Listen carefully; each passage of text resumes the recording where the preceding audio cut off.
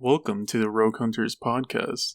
Today we're going to be having some great things to talk about, but first, here are our usual members. Snickle. Hello. Brian. Hello. And me, Waver. We're going to be doing our usual shtick in the beginning, and then we'll have some interesting topics. But I guess first what we should do is, what have y'all been playing? Okay, now everybody go at once. I'll go. Okay. I have some big surprises to tell, but oh, crap. Wait, let's guess. You can guess. Go ahead. It's Assassin's Creed Valhalla. Dang, how did you know? Yeah, I've been playing Assassin's Creed Valhalla all week. It hasn't showed up on my list yet, but I did start to play. Well, I guess not really play, but I just started it up. Middle-earth Shadow of Mordor Game of the Year edition. But yes, I've been putting all my time into Valhalla this week. I finally finished the story, and I'm just doing basically some cleanup and some random trophies, and I'm finishing up making guides and everything. But that's basically all I've been playing this week. How far in the game do you think you are? How far along? Yeah. I know you said, earlier when we were talking, you said you were close to getting the platinum, but how far? So all I have to do, let me pull it up. All I have to do is, I need to do a few things in each region because I was saving them for videos, because I'm gonna do videos on the Standing Stone puzzles, the Cairn challenges, and I need to see what they're like, but the Animus anomalies I might do as well. You haven't done any of them yet? No, I haven't done any of them yet. So I'm gonna do those 3 collectibles, which I don't anticipate them taking me any more than a few hours to do all of them. And then after that, I should get the trophy. I should get the Pain in the Ass trophy, which is to do all the territories. But once I complete all the territories, I'm gonna get all the other trophies, because the only trophies that I have left are for those things, defeating all the Orlog players, which I think are just the challenge ones that are just randomly around the map. Doing all the fly things, and yeah, that's basically it. The anomalies are basically jumping puzzles. Jumping puzzles, I guess, but they're puzzles. And they're parkour puzzles, I guess. Yeah. If you really want to know. Okay. Yeah, I think I've done one of those so far. I looked into them and I was just thinking if I'm gonna do guides on all the Standing Stones and the Cairn challenges, I might as well do the Animus anomalies. The only other one that I regret not doing, which I don't think it matters at the end of the day because my game is fucked up, is the fly things, but you wouldn't have been able to hear what people are saying, so it doesn't really matter. Which is so weird. Yeah, it's the weirdest. So many things. In case anyone doesn't know, because I don't think I've talked about this yet on the podcast, I have this. I'm not even going to call it a glitch, because if I plug my PlayStation 4 into any other TV, it works. But basically, when I have my PlayStation 4 plugged into my Elgato so that I can record and stream and everything, it doesn't pick up audio. It doesn't pick up voices in cutscenes. It'll pick up the voices when I'm just walking around in game, but in cutscenes, it doesn't pick the voices up. I've literally never had this issue with any game that I've ever played, and now it's an issue. So, but I would say all in all, for me to finish the game, I'm probably looking at to get the platinum and do everything. Probably another 5 hours or so. Really not that long. Did you finish the story? Yeah, I finished the story last night. Actually, it may be more 10 hours, because I still have to do. You can finish the story and then you still have to do one more arc after the story, which is to tie up things with the Order of the Ancients. I finished the story in regards to Sigrund, but now I have to finish up the story in regards to Order of the Ancients. If that makes sense. Stupid shit where you kill all the order members or whatever. Yeah, I have to do that too, but like that's not that hard. Like, Now, but that's like to I finish play- the arc, right? Well, so there's an arc for it's called the Hamptonshire arc, which is like any other thing. You like pledge, you go and do the missions, and then you complete the arc. But then you also have to eliminate all the targets for the Order of the Ancients. So I think the Hamptonshire arc gives you like who the top dog is for the Order of the Ancients, but it's like Odyssey where you have to go back and like clean up like the little guys here and there to kill them all for the other trophy. But yeah, actually with that I'd probably have more around 10 hours because I forgot about that. I do have to do that little like side quest. So Alright, that's not too bad. Well, I noticed something about playing Valhalla. There just seems like to not be as many Order members as there was in Odyssey, thankfully. It seems like it's a little less than Odyssey. yeah, it's definitely a little more manageable. The other thing that's really nice about it when it comes to the Order members is some of them are tied to missions. Mm-hmm. So you kind of have to do the missions in order to kill them. And I think you and I were talking about this one podcast, Waves, but basically saying like the story kind of feels like it just feels like you're doing side quests the whole time. Like nothing feels like super impactful when it comes down to it.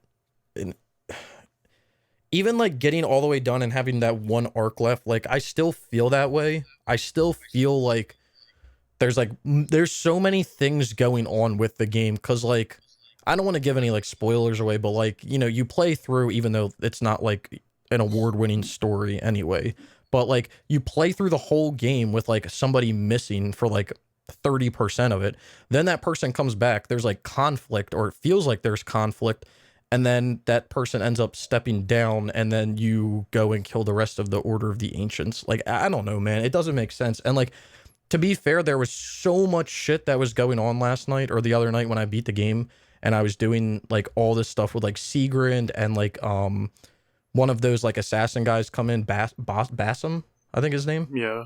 Like Mm-hmm. he gets tied into it somehow, and it's like I literally had to like sit there, think about it, and then go watch like a video on like what the fuck just happened, and then someone explained it, and I was like, okay, that actually makes like a lot of sense, because like so much shit gets thrown at you at like one time, and you're like, what the like what is happening? So I will say that a plus with the present day, because I don't think you've gotten here yet, Waves, like the end of the present day, there's a plus. There's actually a few pluses to it. One of the pluses, I guess I'm just gonna say it, fuck it. One of the pluses is Layla gets stuck in this machine forever, so I don't think we'll ever see her again. So God. that's a plus. Another plus is they get stuck in this machine, and it's called like the gray space, I believe is what it's called.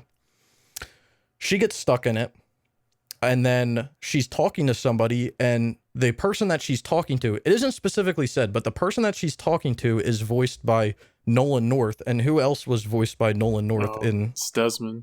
Yep. I was about to say, isn't the gray space where Desmond was in Revelations? With the Subject 17 guy? I think so, Yeah. yes. But it's talked about in Unity that Desmond is in the gray space. And in Valhalla, he's not called that. He's called the Reader. And he's literally just like a illuminated figure. But it's voiced by Nolan North. And like the second you hear his voice, that was like a voice that I could hear. I was like, yeah, that has to be Desmond. Like it has to be. So he kind of back a little bit too. But after I did some like watching some videos and reading some things, I have to say that like even though it's confusing, I'm very satisfied with the story in Valhalla from a back in time perspective and from a present day perspective. Very That's good. Here. Which is what the opposite was for Odyssey for I think everybody. So Oh yeah, Yeah. I hate Odyssey story so much. yeah, the franchise has definitely been saved for diehard fans, I would say. Good I think job, Ubisoft. I think my only thing with the game is that there's just so much shit to do, and the map is just so fucking big. It's like burning me out. That's just a me thing, I think.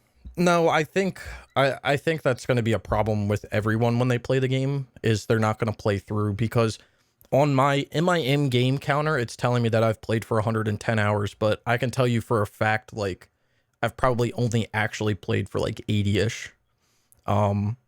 Because I literally will like turn my PlayStation on and let it sit there all day, like sometimes. So I can definitely see it getting, like, it burning people out, because like you don't go like, place to place and there's like checklists of things you have to do. Like, you have to go into this camp and there's a captain you have to kill and there's 3 treasures here and there's, whatever the fuck else, like what they did for Odyssey and what started in Origins. But there's still so much that you have to do in the regions that, like, it is a lot. Mm-hmm. And some of the regions can be like very annoying to get stuff. Like, if you want to open a chest up, you have to have 3 keys. So you have to go find the 3 keys to open the chest up. Or like, this building has an ability in it, but you can't get to that building because you can only access it after you do the arc in that area. So it's almost like you should do the arc, and as you're doing the arc, you should like work in that, like, get things done in that area, because you have to pledge to every single region throughout the game. So I think that that's actually like a more efficient way of playing through, rather than like playing through, doing all of your exploring, then doing your arcs, because like you're going to visit a majority of the areas in those regions while you're playing through the quest arcs. So you might as well just do the collectibles while you're doing the quests too. Yeah, that makes sense. Okay. But if and when I get around to doing a how to platinum, that's going to be like my suggestion to like play through the game, how I would suggest to. Yeah, I'm thinking of just playing through the story and then picking up some of them like here and there, just so like I don't get so like burnt out on it. So yeah, I mean, that's what you should do. Just like do the quests. If you go and you're doing it, like, you're obviously not going to be able to raid while you're doing the quests, but like that's not the end of the world. You can do that whenever. But like, as you're doing the quests, if you go to like a town and in that town there's like 5 treasures and some mini quests in there, like, go do those and then progress with your quest. You know what I mean? Mm-hmm. Because I think that won't burn people out, because there's definitely like a burnout mentality that you get when like playing a big game like this, where like if all you're doing is exploring, you want to kill yourself. And if all you're doing is questing, you want to kill yourself, because you're just like, when you're exploring, you're like, I'm doing so much. There's so much that I still need to do. Like, this is just annoying. And then when you're questing, you're like, I'm doing so many like quests. Like, what is going on with the story? Am I even paying attention to like every little thing that's going on? So I think it's good to like mix it up. That brings it into our weekly Assassin's Creed Valhalla block. It may be done after this week. We could do it once a year. No, we're still. Me and Brian are still playing it, so it's gonna get brought up. Oh, it's gonna keep coming back every time you guys go back to it, or whenever you guys go back to it. It'll be with the Rogue Hunters until the Rogue Hunters ends. Hey, can we get a Assassin's Creed sponsorship or something? That would be awesome. Just give me the statues. I'll be happy. I just want the steelbooks. Yeah, that too. And AC1 on the PS5. I was gonna say, that's all I want. AC1 on the PS5. At this point, I don't even want it with like new graphics. Just put like the PS3 one and just plop it on the fucking 5. Just go trophies though. We're not asking for a lot here. Just, call it a PS3 classic or something and move on with your day. And give us a platinum in it. Yeah. That's all. Yeah, please. Definitely a platinum. But what'd be funny is that they brought it over, but they give it 100%. Oh my! People would be pissed. That'd be so funny. 4 on my ass, yeah. Yeah, that would be awful. That would be shameful. I couldn't see them doing that. Like, I'm holding off on Resident Evil 4 just so I can play the remake, just to get a platinum trophy in it. Oh, I can't wait for that remake to still have 100%. I'll laugh. That would be so funny. I'll be pissed. I will laugh my ass off. But other than AC Valhalla, like I said, I started what am I saying? It's basically Assassin's Creed, Middle-earth Shadow of Mordor Game of the Year edition.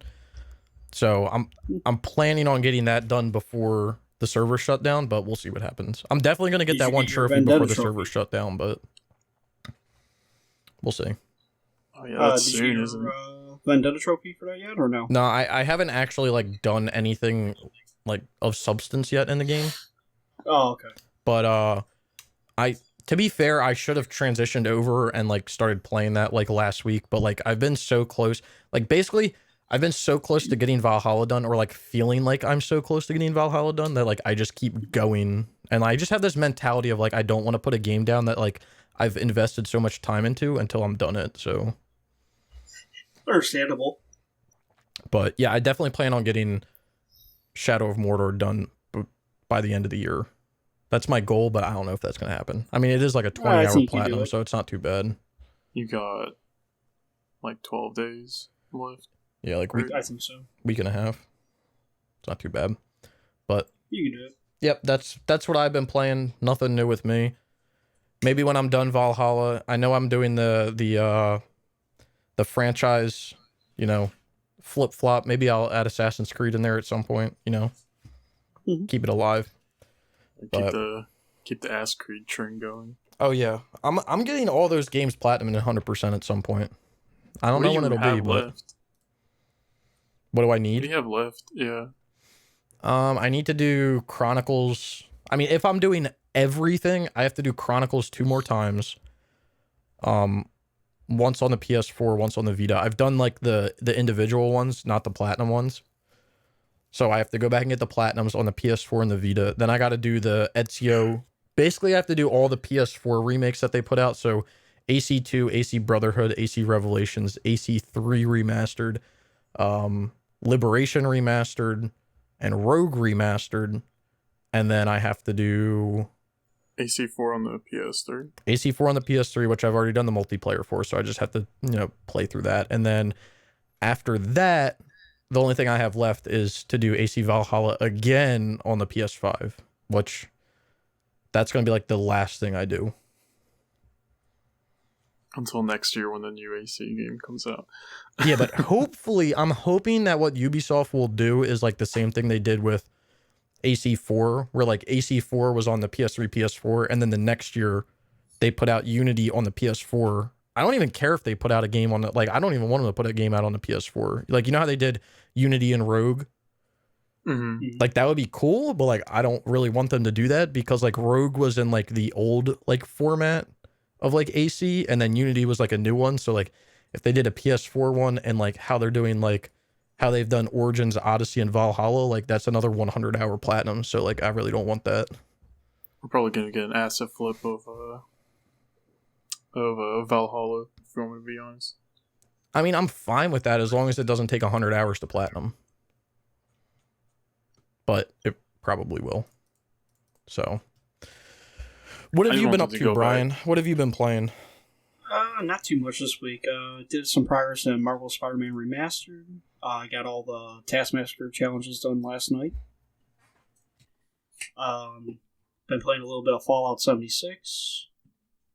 They added the Brotherhood of Steel add-on, so start working through that storyline a little bit. They didn't have no trophies, but I need to level up to level 100 anyway. So, And then I've been playing Immortals: Phoenix Rising. Nice. Which, it is true. It's like a mixture of Odyssey and Breath of the Wild, and I like it. Yeah, I would have to look at the numbers on Immortals. I've looked forward to it ever since they put stuff out about it back when it was called Monsters and whatever. But was it Gods and Monsters or something? Yeah, Gods and Monsters, but then Monster Energy thought that they were, stealing from them, so they had to like change their name. I mean, I don't know what the game has sold, but basically like Immortals is what I saw or what I thought that Ubisoft should have done back with Origins. Where like they create a new IP, they do like an RPG style game, and they give it and it's just a whole new thing, and then they keep doing Assassin's Creed the same way they've been doing it for the years before, but they did not follow that train. No, they did not. Overall, it's rated T for teen, so not too bad. You can't really expect too much like Graphic stuff. brutally, like like Assassin's Creed and all that.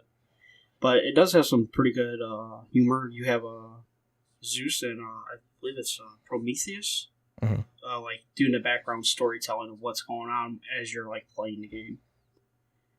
That's pretty cool. Then there's like a Mount Olympus kind of like where you can upgrade all your stuff, and you cut down trees to find like these eggs. Use the eggs to upgrade your magic. He finds lightning bolts for doing like dungeons. Okay.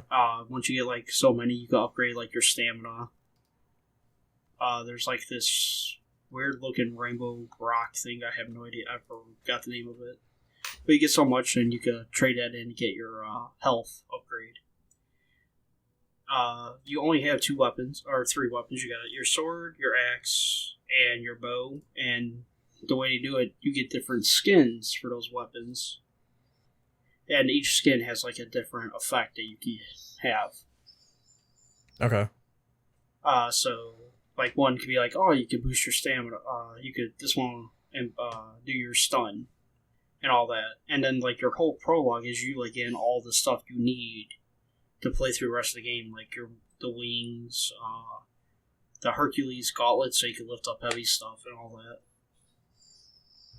So it's pretty cool. Yeah, it took me about an hour and a half to get through the prologue, but after that, it was just like, yeah, go be free. Does it give you access to the whole map right away? Like, is it basically, because you know how with the new Assassin's Creed games they like give you access to the map, but like there's like level, like they're like, oh, your suggested power level should be 300 before you go over here, but you could technically go over there if you wanted to.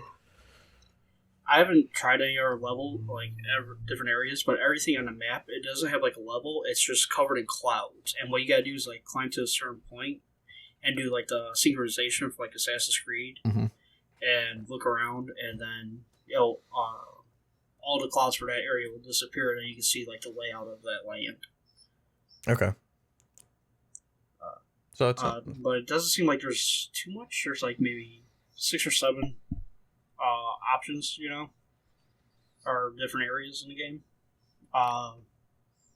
So is the map isn't like, what would be the map? Would it be comparable? What's it comparable to? Size wise? It's smaller than Odyssey and Valhalla for sure. So I would say more like almost like a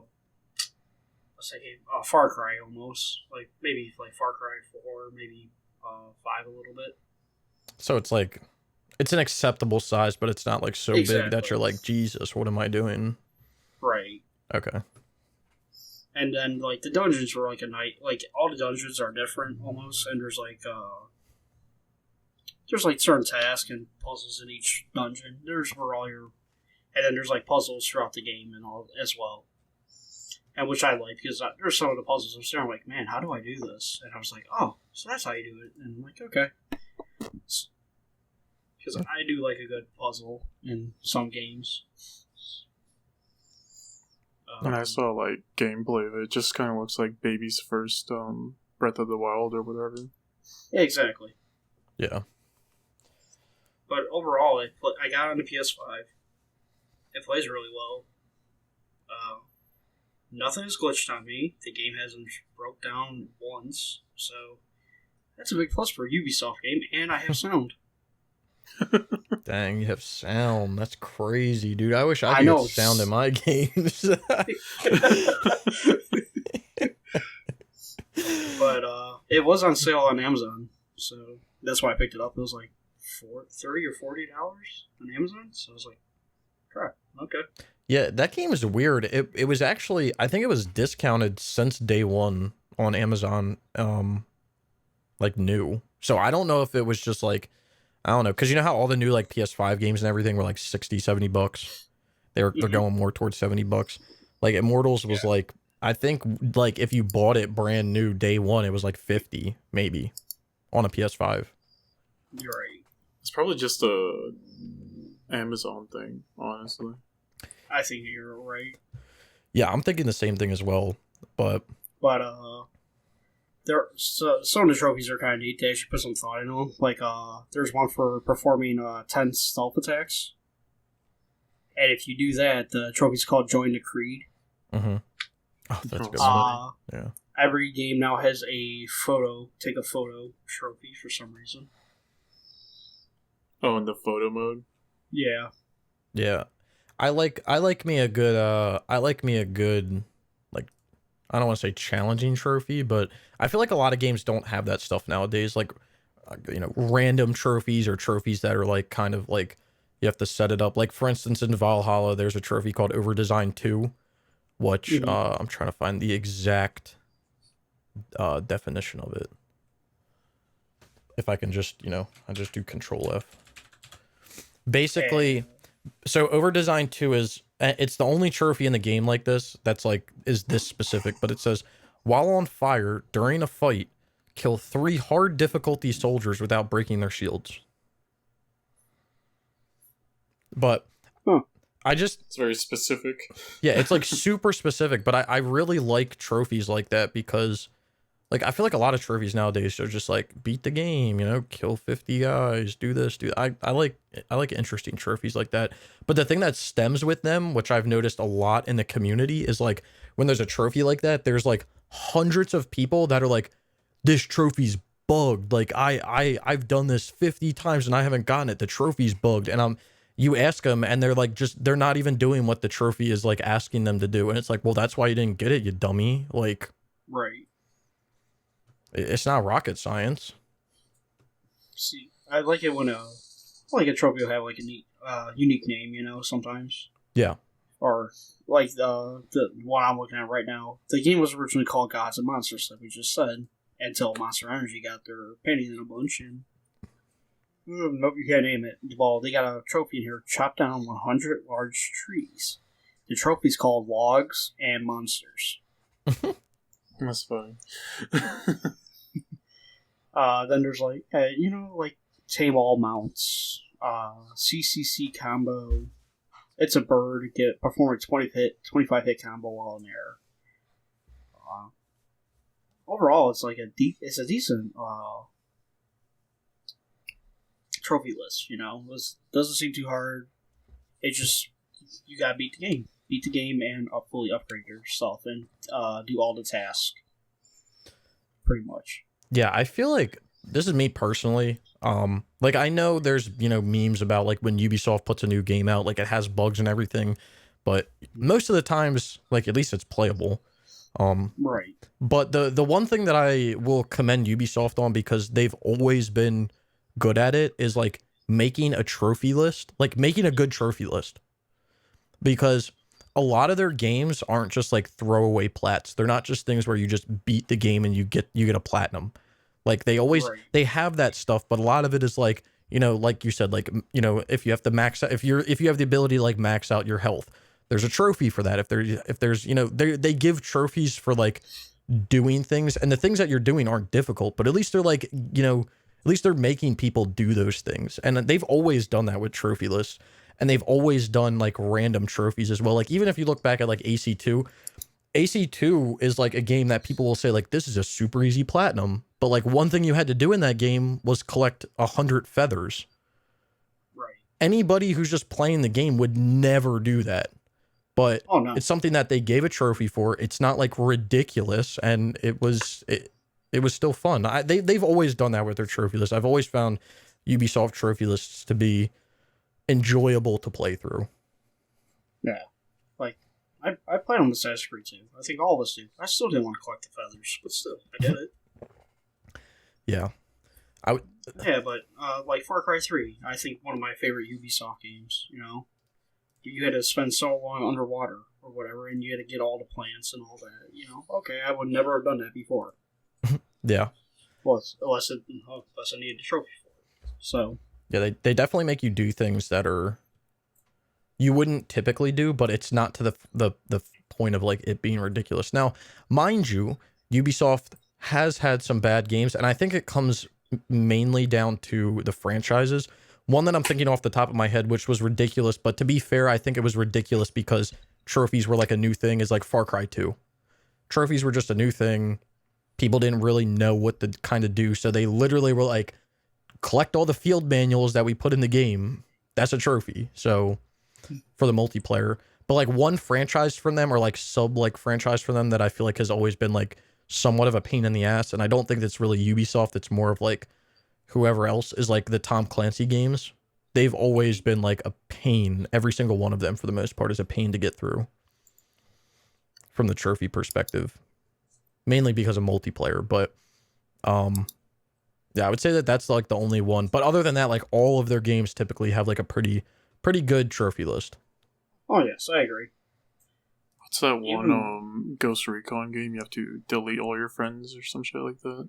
Future Soldier. Yeah, that's it. Yeah, Ghost Recon Future Soldier. But like to be fair, it's not because like the game is broken to do it. Like you just have to do it because like that's the easiest way to get the trophy. Because the way that that system works is like if you get a challenge, right? And then you complete your challenge. So let's say, you know, I'm playing, I get 10 kills in a match, right? I don't really know like the specifics on how it works, but like this is what I remember because I did it like 2 years ago. So like if I do something and I get 10 kills in a match, I can then say like, hey, I challenge my friend to like do that challenge, right? And then it'll just send it to like anybody on my friends list, but just one person. So then, but it's only people that have played the game. So like if I have 100 people on my friends list, but only Waves and Brian have played the game, it'll send them the challenge, one of them the challenge. Then they can complete it and then send it back. But when it sends it back, I think it just sends it randomly. Like it sends it randomly basically. So the way you like mess with it is you delete literally everybody that's played the game so that you literally have you and the person you're getting the trophy with as the only people on your friends list that have played the game. So that it's forcing it to send it back and forth just to you guys. That's ridiculous. Yeah, that's the only and that again, it's a Tom Clancy game. Like you can look at any Tom Clancy game, like even like Siege, the Hawks games, like really any of them, they're all like that. They have some sort of stupid trophy, you know, multiplayer related. That's just like why, but they are like tactical games, so I can kind of understand why to an extent. They also have trials too, but that's the game's just trials. Those are like so hard to do, and they're only like 100% for some reason. Well, they have a few that aren't. Like they have like Trials Rising, which has a platinum. So there's Trials Rising, Trials of the Blood Dragon, and then Trials Fusion. Trials Fusion has 100%, which I never understood why, because it has enough trophies to have a platinum, but whatever. I wonder if one day they'll ever put out the requirements for what game gets a platinum or what game doesn't. I'm guessing it's just how much they pay for it. But I don't know. Yeah, I'm not sure either, because I also think it has to do with the amount of trophies that are in the game. Because if you look at a lot of games, I'm trying to like pull up on PSMP, because a lot of games, like if we go to like, it's kind of hard. Okay. So we go to Marvel's Spider-Man. They actually have it. If you have this add-on, it like shows you. This is wrong though. Oh, okay. Let me pick a game that doesn't have DLC. So like Immortals. So Immortals has 51 trophies, and it's got, and like points wise for the points, it has 1,350 points. But if you look at a game like, I'm trying to find like let me find 100, Duke Nukem 3D Megaton Edition, which is a 100%. That game only has 300 points, 315 points worth of trophies. So I think it just has to do with like the amount of points, because if you look at a game like My Name is Mayo 2 has 1,350 points. So I think it just has to do with like the point value.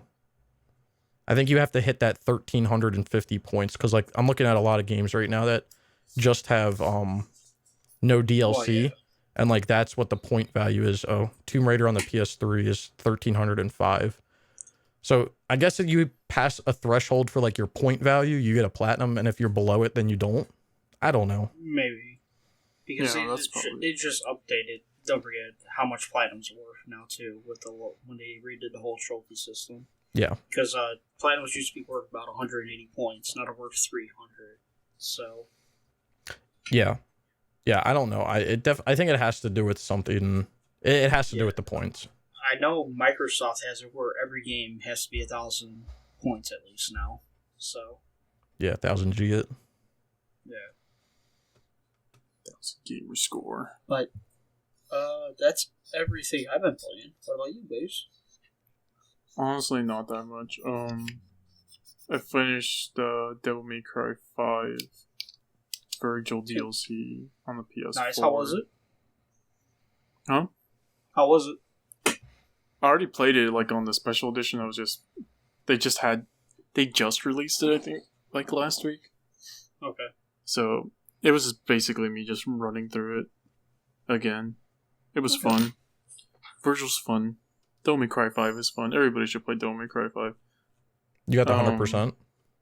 For the PS4, yeah. Hey, nice. I did work a little bit on Dead or Alive 5 Plus. Okay. Get that multiplayer done. I'm missing like 100 matches now. I need to figure out if you can play that. I have Dead or Alive 5 on the PS3, but I don't know if you can cross play. Yeah, I think you can. Yeah, you can. That's how I've been doing it. Okay. Yeah, because I still need to do the multiplayer for Dead or Alive 5 on the PS3. Like, I have to do like all the matches, because isn't it like 1,000 matches or something? Yeah, I was just gonna set up both of my PS3s and just have them both like wail on each other, but I can do it with you if you want. Yeah, I mean, if you let me know, because you can turbo that game. You just leave that shit on overnight, I'm pretty sure, and get it done. Yeah. But other than that, let me go see, actually.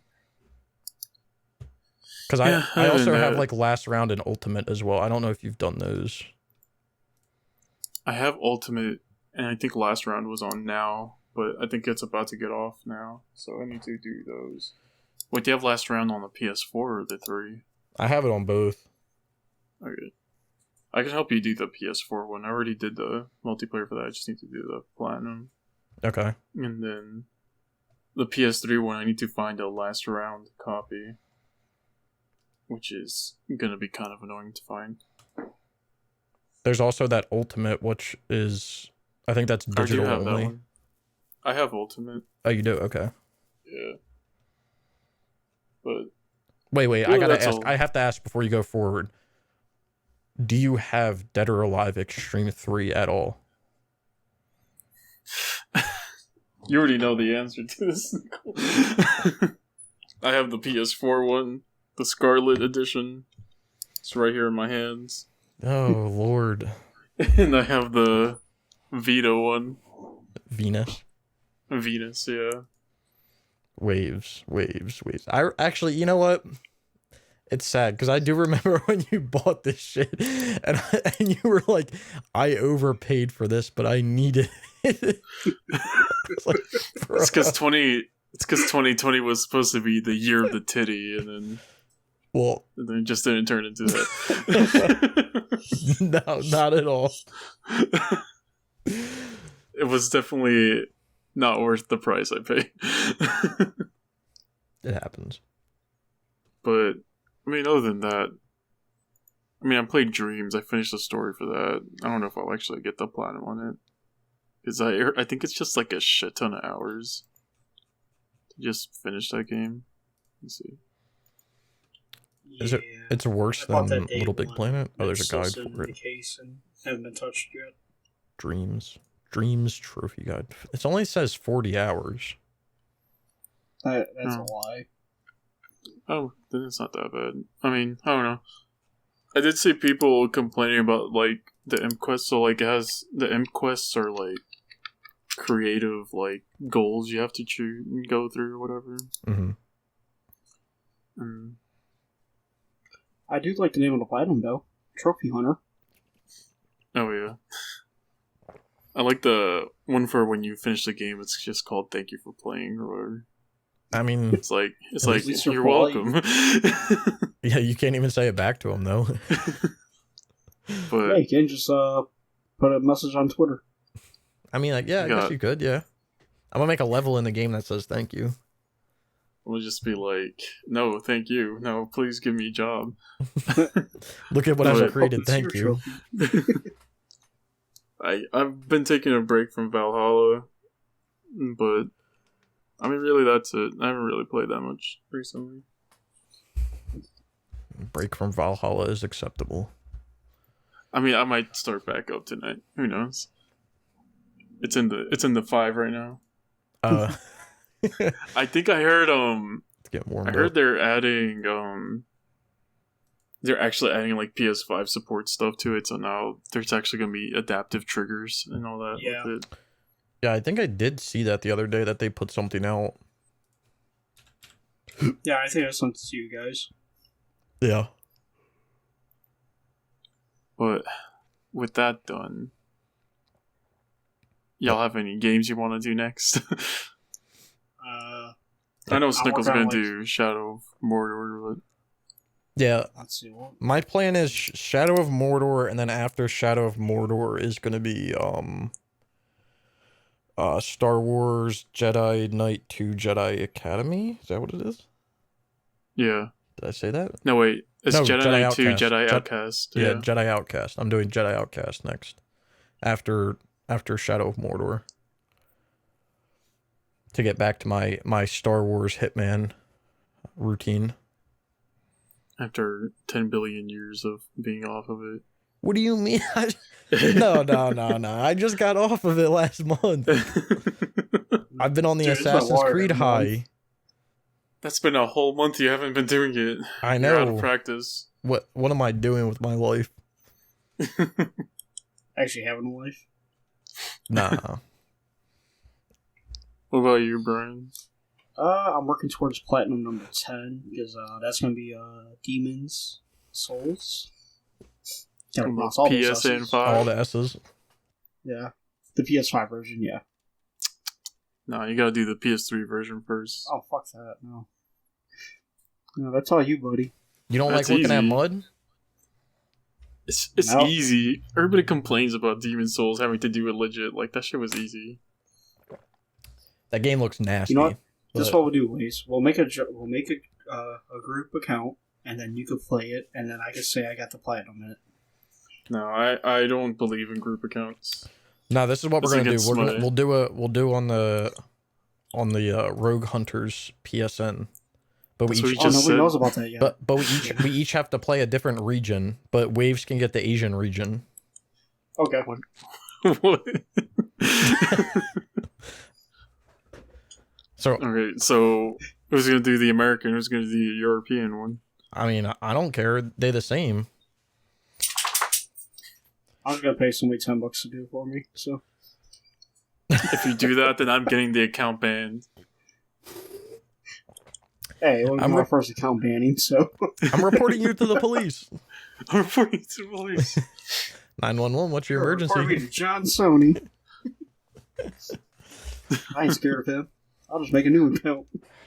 So wait, Brian. So hold on. I gotta go back here for a second. So you said you're trying to get Demon's Souls as number 10 platinum. Yes.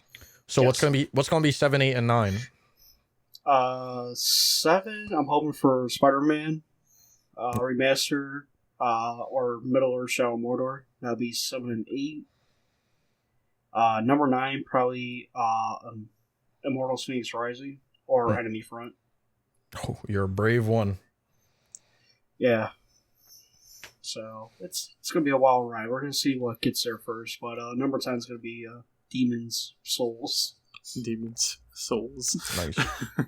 I know I'm gonna miss out on S. I try to suck S. Everybody forgets the S. Yeah, it's the fine. S is the It most happens to important everyone. part. Demon Souls. See. So Demons Souls. we talked about Brian's 10th platinum. My friend Waves over here. Before we get into the next topics, he's gonna hit a milestone soon. So I got to ask him what he's gonna do for that milestone. It's What's the 100. milestone? The big 100, the big 3 digits. What do you have thoughts? Or do you just, are you like I me, haven't you really just thought don't, about you don't it. give a shit? I don't give a shit normally. Like I was, what's 90? Was my 90th platinum? I don't know, let me look. Let's see. It was Demon Souls. Yeah, Demon Souls. Demons. Yeah, like I Souls. don't really think about. I mean, I could just wait and make Demon Souls again. My No. 100th. I already got it for you. I don't know. F1 I'll see whatever I 2014. feel like playing. No, I figured it out for you. It's gonna be definitely not that. It's gonna be SpongeBob SquarePants. I don't know. I just kind of Or play you- whatever I feel at the time. Yeah. No, I feel it. Or you should, or in all honesty, you should make a Crash Bandicoot 4. That would be a Love good, Crash. yeah, it would be a good one. I mean, Yeah.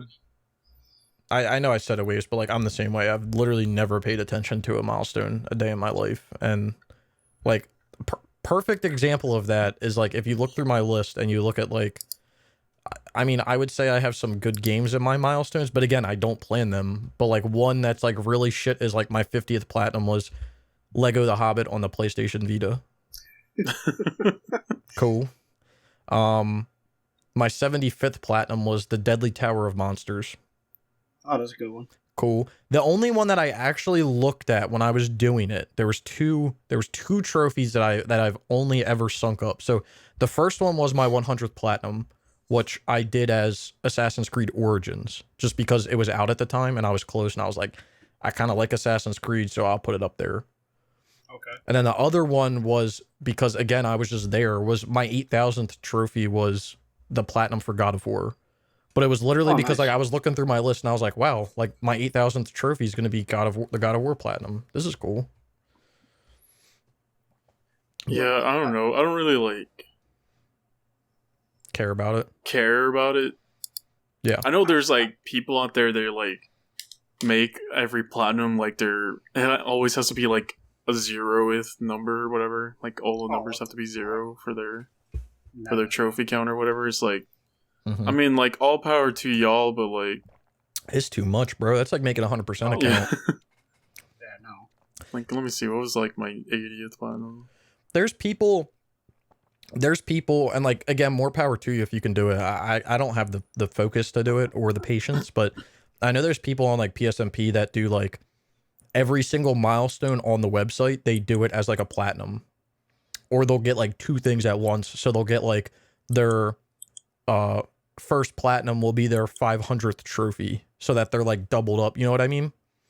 I believe that there are people that do that, and like again, more power to you. That takes a shit ton of planning to do, but I could not have the patience to do that. Yeah, In like, all honesty, this is probably like the only milestone I would probably ever care about. You know, like I planned out my first one just because it'd be funny. My first trophy, Brave New World, Watch Dogs Legion. That's a good one. You know, and then I figured Demon Souls would be alright, 10th. Alright, cool. It's a good print, it's a good game. Why not do it that way? Then after that, I don't give a crap. Yeah, I mean, like I said, I totally, I think it's totally acceptable for people to like think it out for sure. Mm-hmm. Like if you want to, if people like not just you, but like if anyone wants to, you know, plan out what their 10th platinum is going to be, or their 20th, or their 30th, or you know, I think that's fine. I mean, Yeah. you're putting no. thought into it, so like, and you're putting thought into something, so like that's good. As long as you're having fun, that's all that matters. yeah, just looking like what I Okay. have right now. It's not like anything. It's like I've never really like planned. 50th has to be like my favorite video game of all time. I've just like No. kind of been playing. Yeah, it's like just Oh, what am I playing at the moment? Cool, that's what I'm getting. like if I had really cared, I would have like done Don't Make Cry 5 as my 90th rather than Demon Souls. Like, But, who like- knows? I might get burnt out on Demon Souls, play something else, and get to play in a minute. Yeah. So, I know there's like those other. I guess they're kind of fucked now with the new like trophy level shit, but I don't know if you guys ever saw them. It was like they planned every single platinum to be on every single time they leveled up Yep. on their trophy account. Yeah, I've seen it. oh jeez, that's too much effort. It's Mhm. like it's just so much work. Yeah, I'm I'm gonna go through right now. I guess it's kind of a lot because it's like 500 levels. But wait, do they even have it? Oh yeah, level history. Yeah, they do. Before they changed the levels up, I think I only got a platinum like 2 or 3 times when I leveled up, and I was only like level like 50 something. So it was barely anything. I think before they changed, I had like 3 or 2. Now I only have 1.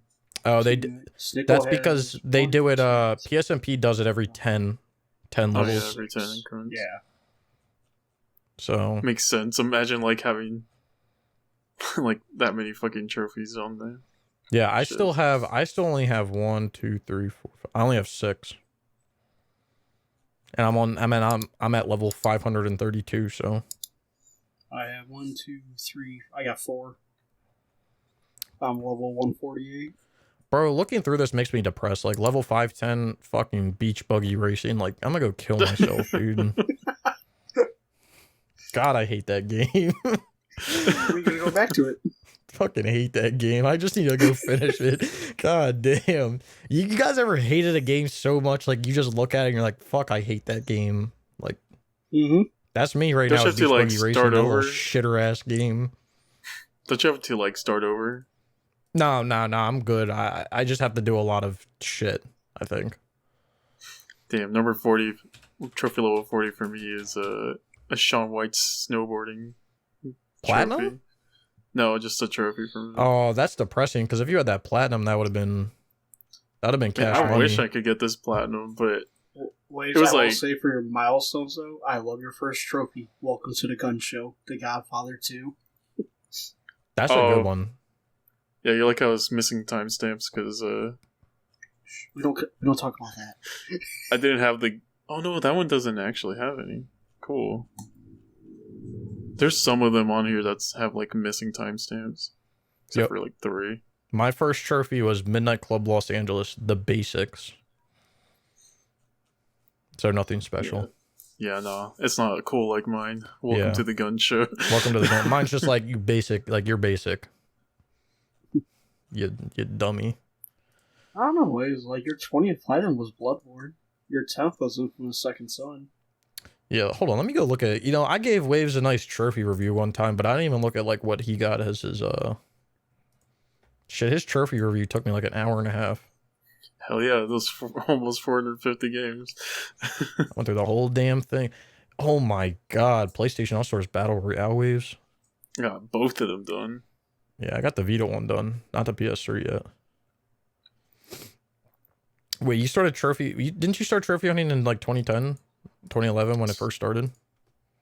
No, I got my first platinum in 2011, but I didn't really start until like 2013. And 2014 is when I started really heavily getting into it.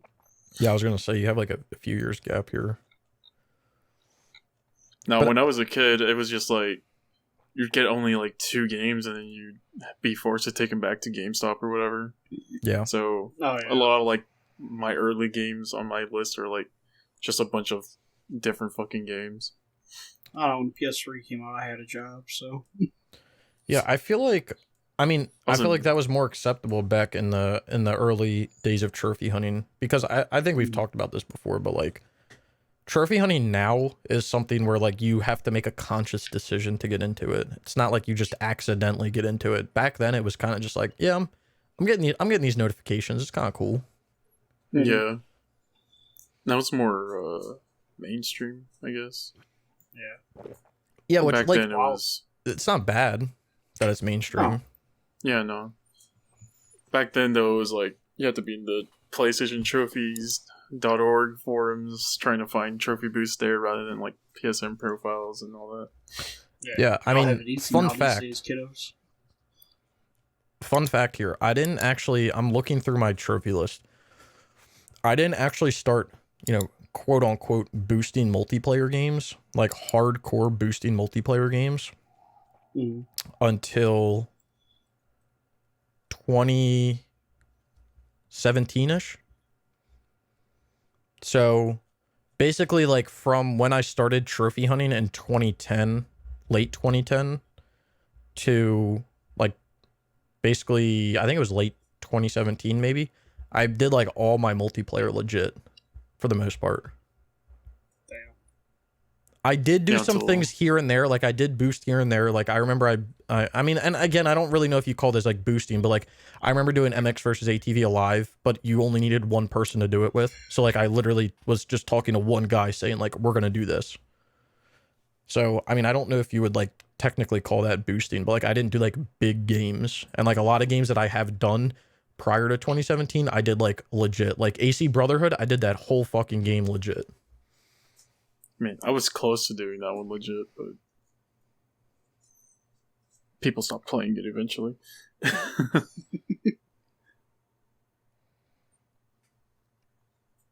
And then, yeah, I'm just looking through. There was just back then. It was like you kind of had to like beg people to get on. I guess I don't know. Like I remember there was one trophy in Black Ops 1 where you had to watch something in your theater with another person or something like that. Mm-hmm. I just messaged some random person online. And I was like, "Hey, can you help me get this trophy real quick?" They were nice enough to do it with me, but Yeah, I think that's how a lot of like that's how I remember in the early days doing it. Like I know you mentioned it, but like being on like at the time ps3trophies.org, like being on the org and like being in the forum posts, like I remember people talking about like that was the only way to get people, and I never did that. Like I've never used the org for any sort of boosting ever. I use it for like guides and stuff, but never for boosting. I've only used PSMP for boosting, but even to that extent, I kind of refuse to use it because a lot of the people just, it comes down to the community now. Like a lot of people are fucking toxic to play with. yeah, toxic and like flaky also. Yeah, they're either toxic or they have no common sense, and you have to like literally hold their hand through everything because they don't feel like reading what they have to do before they do it, which is like very annoying to deal with. So yeah, no, I did like out of my own like want, I did like 2 PSNP boosts that I started, and both of them were just awful experiences. Yeah. Like the first time I tried to do it was to get the Abstergo Employee of the Month trophy. Brotherhood, right? Yeah, in Brotherhood. And the dude that I was playing with, we got like 6 people together. I forget how many actually. 8 people actually. Yeah, 8. And the one guy that was like, "Oh yeah, I'll stay there and help y'all. I just need one thing." He just got his trophy and then bounced. Was that when? Did you do that game with Did you do that game with StepMac and? Yeah, I'm the one who was basically running that boost, but this one I'm talking about was like back in 2014 when I tried to do it. Oh, okay. So you tried to do it before you had your aneurysm. Yeah, before I had my aneurysm. Okay, makes sense. We won't talk about that. I was going insane that night. And then Battlefront 2. I forget what the second one was. It's some other fucking game, and then they just never showed up. So I just don't think PSMP sessions like work that well sometimes. Oh no, I think I've done one. I did one maybe probably last year for Journey to the Savage Planet, because you got to play the game with beat the game with somebody. Mm-hmm. And that actually turned out pretty well. The guy was pretty cool. We got it done like in an hour and all that. I think that's what like helps more. Like if you find one guy that you know you're like cool with, just like talking and like just getting trophies together in general. Oh, yeah. I think that's what like is so much better than like just finding some random people. Yeah, yeah, like the fun three of us. you had for Far Cry 5 though, doing the multiplayer shit. Yeah, I mean that's mainly why I started doing. I mean, back in late 2017, I like started to get. That's when I started to get like very, very into like doing multiplayer and like just the multiplayer, and the whole reason behind it was because of like the accessibility of having people to play games with that were like wanting to do them. because I mean I was the same way prior to that. Like I used PSMP, you know, a handful of times, and all of the experiences that I've ever had with it have just been like not enjoyable, because you can have like, if you're trying to get a boost together with like 6 people, you can have like 5 people that join that are like fantastic, and then you have one person that fucks up the whole thing, and like that just pisses you off. Yeah, that's what makes it irritating. So one of the things that I always did on PSMP when I was making boosts was I would set the lobby to, I wouldn't set it, like if I needed 8 people, I wouldn't set it to 8 people. I would set it to unlimited, and then I would say in the thing, like the first 8 that join will be the first, like they'll be prioritized. But if someone doesn't show up, like we'll pick from like the people below.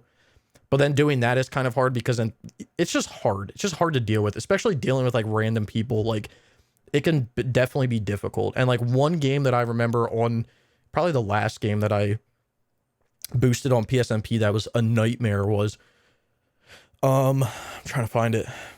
Air conflicts. No, that I don't remember if I did that on PSMP. I think I partially might have done that on PSMP. Which is something that I will do from time to time. If a game requires like 6 people and there's like 4 of us in the server that want to do it, I'll go on PSMP and try to get another 2. And by the way, if you guys ever want to boost games, you can join our Discord server. We'll play like anything for the most part if we need it. But one game that I had an issue with on PSMP, and I literally messaged this guy every single day for like a month, was Anarchy Rush Hour. I don't know if you know about that game. Waves probably knows about it. I don't. Steppy. No, I'm thinking about Anarchy Reigns. Yeah, you're thinking about Anarchy Reigns. Anarchy Rush Hour is like a dog shit racing game, but it's like really easy. It's on the PS3. And the multiplayer trophies were very easy. Like I'm gonna pull it up right now. They literally required you to, I think, win 5 times. That's all you had to do. Win 5 races. That's all I had to do. So we just had to get on, play for maybe 30 minutes, if that, 10 minutes maybe, and we would be done. Because there was a race that you could do that was like an oval. You would get it done in like 20 seconds. So it really didn't take long. And I literally messaged this guy every single night. And like, I know what you're thinking. Like, well, why didn't you just find someone else? He was the only soul that I could find to play the game with. So after I had that dilemma, that's when I came into the realization of like, yeah, I'm going to invest in like a second PS3 and like start to do things like by myself, because it's annoying dealing with other people, especially on like easy things like that. Oh. Yeah, definitely. I know the last game you put on PSMP, Snickle. Enemy Front. What, for people? More people? Yeah. Yeah, we needed that one person, and then you could never get on it at all with us. Yeah, and then he left the chat. Mm-hmm. Yeah, that's a good example. I completely forgot about that. We recently were trying to find a 4th person for Enemy Front because we needed 4 people to do a trophy, and it was the 3 of us. We were like, yeah, we can get on whenever. Like, we know when we can get on. So I went on and I made the session on PSMP. We got a guy. I did it just one. I didn't do unlimited like I would do. I just did one because I was like, we have 4. We just need one guy. So the guy joins. We make a group chat on Discord. We're talking back and forth. And I'm basically trying to organize with him, like, what times work for you. And he was just so unflexible with his times. And then he just stopped responding. And then he eventually ends up like leaving. And it's like, dude, Right. I'm trying to figure out what times work for you. And you're being a dick because you live across the pond or wherever. And like, that's not a problem. Like, we can make it work at some point. But he was just like, he was being such an ass. And he would just like, he was not flexible at all. He'd be like, yeah, I can play right now for 2 hours. And it would literally be like 4 o'clock in the afternoon. Like, what? No. Or even like earlier than that sometimes. And he'd be like, I would ask and he'd be like, yeah, I could play right now for like 30 minutes. And it's like, no, I'm trying to plan this out like next week, dude. Not right now, next week. Right. So. And we got done. Thanks to PlayStation Now, PS3, and then... Yeah. That came into, again, using second consoles for everything. Mm-hmm. Yeah. It Which, kind of like, sucks, like... I was just going to say that, like, that is such, like, a shitty way to, like, to get things done. And it sounds sad to, like, play with yourself. just to get some trophy. We're mature adults. Play with yourself in the games just to get some trophies. But I mean, the sad reality is, like, if you want to get it done and if you want to be efficient with getting it done, that's what it comes down to. Like, yeah, no. A game that we've been talking about doing recently, after we do Enemy Front, like a, you know, quote unquote, like a big game on the PS3 is, even though it's not big, BioShock 2. Mm-hmm. But BioShock 2, like, we already have enough people to do it, but you need 6 people to do it. But we have, like, alternate, like, accounts that are just going to sit there and do nothing. But it can just be easier, because if there's games like that, or like another game I'm thinking of, which is actually a big game, is like Red Faction Guerrilla on the PS3. I've been talking about doing that game with Cats, and that game requires playing like thousands of matches just by yourself. If you were to boost that with another person or with another set of people, you would have to do double the amount of work, basically. Because you would have to get your stuff, and then you'd have to get it for other people. With just Cats and I doing it, we can throw like our alternate accounts on another PS3, load that thing up, have them just sit there, and we can do everything we need to do. And then we don't have to do it 2 times. We can just do it once. So like, it is efficient, and it does sound kind of like, why are you doing that? But like, if you, at the end of the day, if you want the platinum, you have to do it. Yeah. It's kind of like Friday the 13th, you know? That's how you're going to get most of your games done if you have just 2 copies of the game and 2 consoles. Yeah. Yeah, recently I had to kind of do that. Well, I have to do that for Dead or Alive 5. Mm-hmm. But then, there's a PS Plus game from like 2014, Pixel Junk Shooter. Yep. And I had to finesse it with the Vita and my PS4, so like that I could get the 1 trophy for advancing to like the next area or some shit like that. Mm-hmm. And because literally no one plays that game, and it's like, I think I tried finding people for that game a long time ago. I know it sucks because like, you gotta, eventually you come to like a realization that like, even though I have like y'all too, I don't think any of y'all would have really wanted to play Pixel Junk Shooter. No. You know? Mm-hmm. So it's like, you also have to come to a realization that you might have to like do that on your own. So like me with Dead or Alive 5 Plus and Dead or Alive 5, I had to like, I went and bought the digital edition back when it was on sale. So like that I would get the Dead or Alive 5 on PS3 and the 5 Plus on Vita, because I was like, I'll just boost it on myself, because at the end of the day, you know your schedule the best, and you'll be able to like work with yourself the best. Yeah, yeah. You just said it. You can work with yourself the best. You're the most flexible with yourself. Like, exactly. If you don't want to do it today, you don't have to do it, and you don't have to feel like you're like upsetting or like disappointing other people. Now, I'm not gonna lie. Like back in like 2018, I think you were doing it with us 2 waves here and there, but like, back when we were doing all those like stupid games on the PS3, like games like, you know, Rogue Warrior, Singularity, Kane and Lynch 2, like doing all those games where you needed like 4 to 6 people to do it, like it was enjoyable to do it with everyone, but that mainly came down to like the people that we were playing with. If you want to do it the most efficient way, then you wouldn't do it that way, because you have to do it like twice as much. Like there's a lot of games on like the PS3 that like I'm going to just do by myself, or like mostly by myself, just because it makes sense for me to do it. With me having to do, and this is just me like speaking personally, but with me like wanting to do so many games on the PS3 from a multiplayer standpoint, if I can, you know, get a multiplayer done in 20 hours by myself and just spend an extra $10 for a second copy of the game, that makes more sense to me than doing 40 hours and doing it with somebody else. But that's just me personally. Other people may not have that viewpoint, but that's just like me as like from like a time efficiency standpoint. The issue that we've had also, I've had the luxury, I guess, of boosting with 2 big time YouTubers now. But the issue I've also seen is that some people will only come just like that. They'll be able to talk to like Snickle or something like that. Then Snickle will usually, what he does is that he'll get his trophy. If he gets his trophy, he'll stay there, so like that he'll be there to like help and stuff. But then he'll go do something else, and then we just at him and all that. Yeah. And then trying to turbo controller and yeah, but then some other people see that and they're like, "Oh, Snickle's not here anymore," and then they bounce. Yeah. Because they're only there to talk to the YouTuber and all that. It's like, don't be an asshole. Like at the end of the day, like, really, like it's kind of like that with The Last of Us when we boosted that. Yeah, and I don't leave. Like, I typically will stay there. Like, I'll leave if like I have to do something. Like, if I have to take a shit, or like I gotta go eat dinner, or like I gotta go run to, like I gotta do something. Like, I will leave. Like, anyone will do it, right?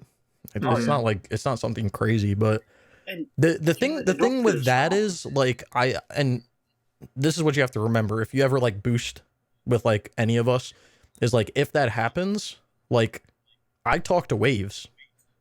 If Waves tells me what happened when I wasn't there, you're out of here, dude. Like, see ya. Mm-hmm. Like, you ain't talking to me again.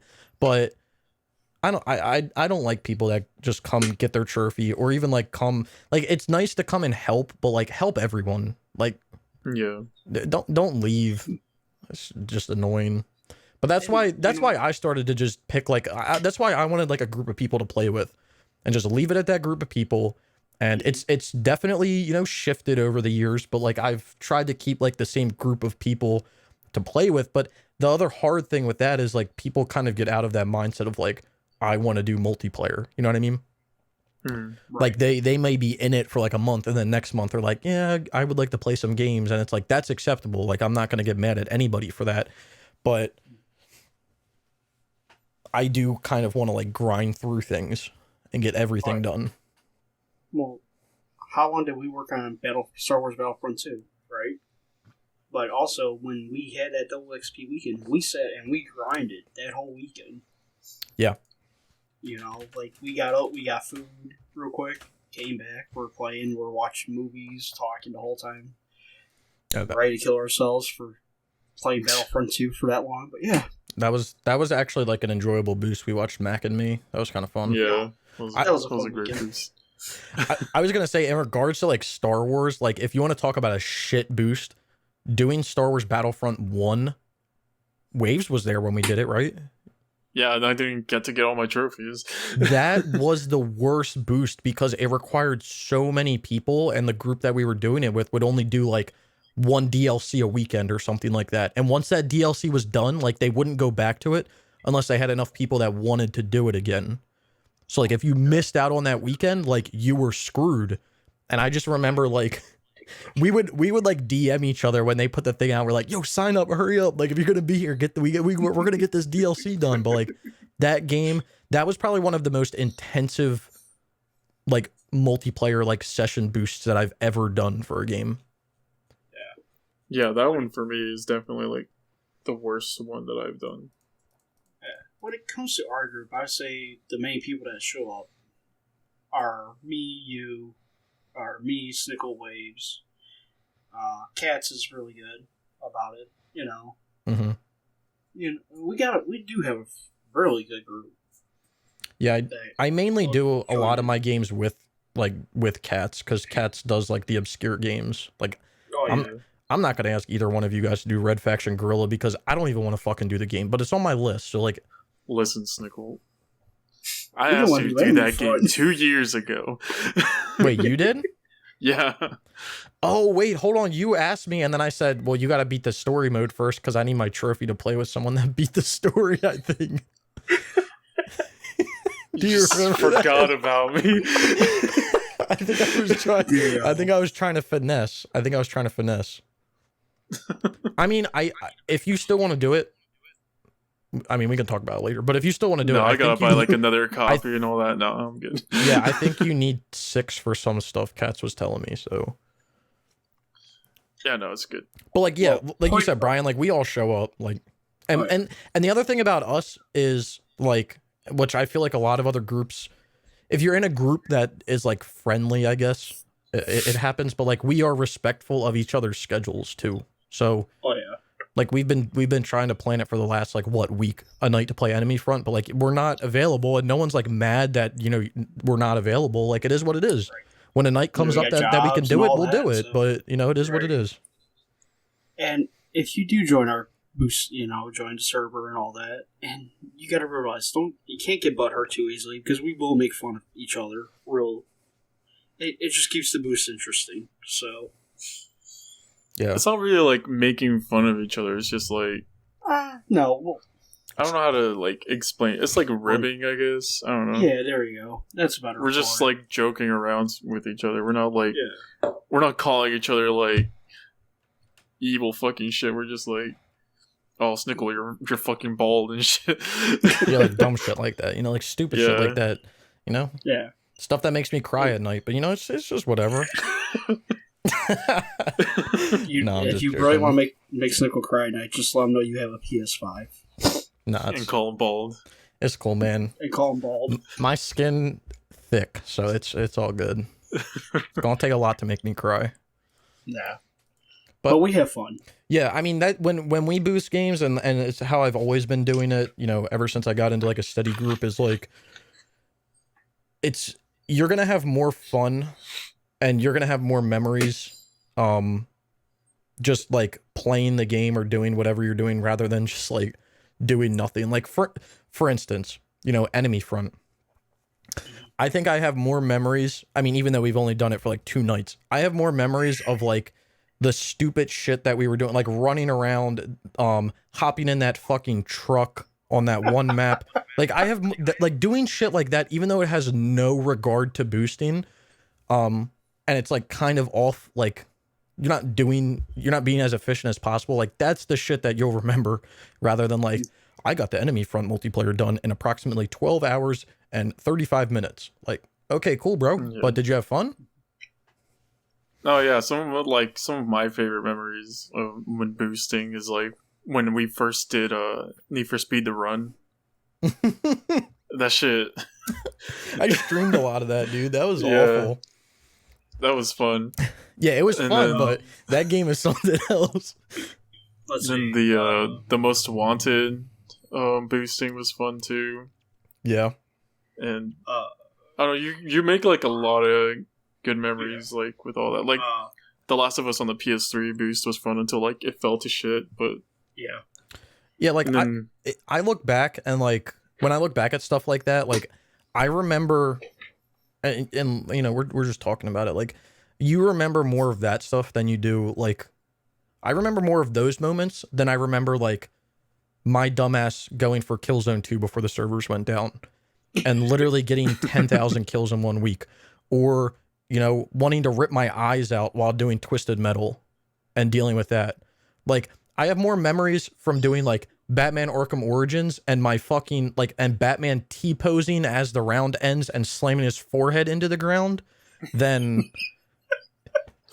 killing my infinitely spawning people in Killzone 2 to get in the top 1% on the leaderboard at the end of the week. I'll have to see if I can find that video. I think it's on Twitter. Let's see. yeah, it's on your Twitter, I'm pretty sure. Yeah, I think it's on my Twitter, but that's a If good you ass find video. that, share that. I want to see that one. Let me see if I can find it real quick. Oh, Yeah, there's like Go. upsides to boosting, then there's downsides, but Oh, yeah. I feel most of the time there's just like upsides to it. You like I've learned. get to know people and all that you probably wouldn't even talk to. Yeah, I would say because I've only been boosting with you guys for maybe 2 years now, you know. And Mhm. the one thing I learned was just bring some food with you, bring some snacks, and you're all good. And laugh. Yeah, and laugh. Because Battlefront 2 was fun. Me and Waves doing Far Cry 5 was fun. I remember Strange Brigade. I remember in Battlefront 2, this is what I remember. Out of that whole boost, I don't remember how long it took. I could care less how long it took. I remember we watched Mac and Me.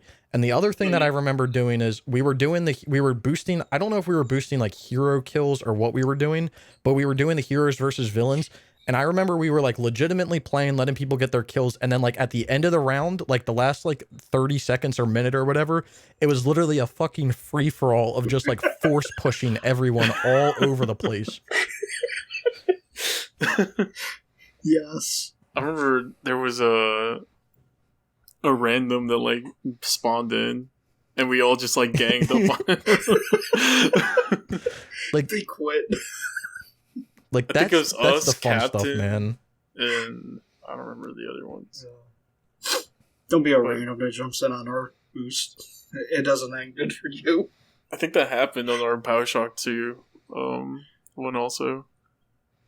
Yeah, I mean that's If I remember about right. correctly. If a random joins in and they start, I mean, typically, like, if a random joins when we're doing something, I'll give them like the benefit of the doubt, and I'll let him like, so let's see what happens, because they're probably trying to process like what's going on. But if they start fucking up stuff, then we gotta like mess with them.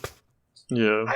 I still remember doing Burnout Paradise and you going on the mic, yelling at the dude until he gets to the ballpark. Hell yeah! I said, bro, I was like, dude, bring that ass to the fucking baseball field. We try and get this trophy. Come on. And it worked. He came over. He came over. Oh, No. those are good times. Yeah, but like I said, we can move on. We have some other stuff to talk about. But if you guys want to, that was a completely ad lib section that was not in the script at all, and I don't even know how long that went on for. But we will have the Discord server. It's going to be the Discord server to, I guess it's going to be technically to mine, but it's technically ours because you guys are mods on it. So Yeah. it'll be over there. And if you want to boost the game, I think there's been people that have been like trying to plan stuff, but to be honest, I haven't really been paying attention because I think it's things that like I've already done. So Nothing's highlighted for me on here, so It's been a while since we've been like really playing. I think we can take Mortal boosts, Kombat off I this feel. thing. yeah, I think the other thing is like to be mindful of like the people that you're kind of asking to do it. You know what I mean? Like Mhm. I don't personally, if a game requires 2 people and all you need me to do is literally hop on a game and do nothing, I don't have a problem doing that. If I actually have to give some effort, I may say no. But like if someone was to come in and be like, hey, do you want to do Kane and Lynch 2? I'd be like, yeah, no, I'm going to pass on that.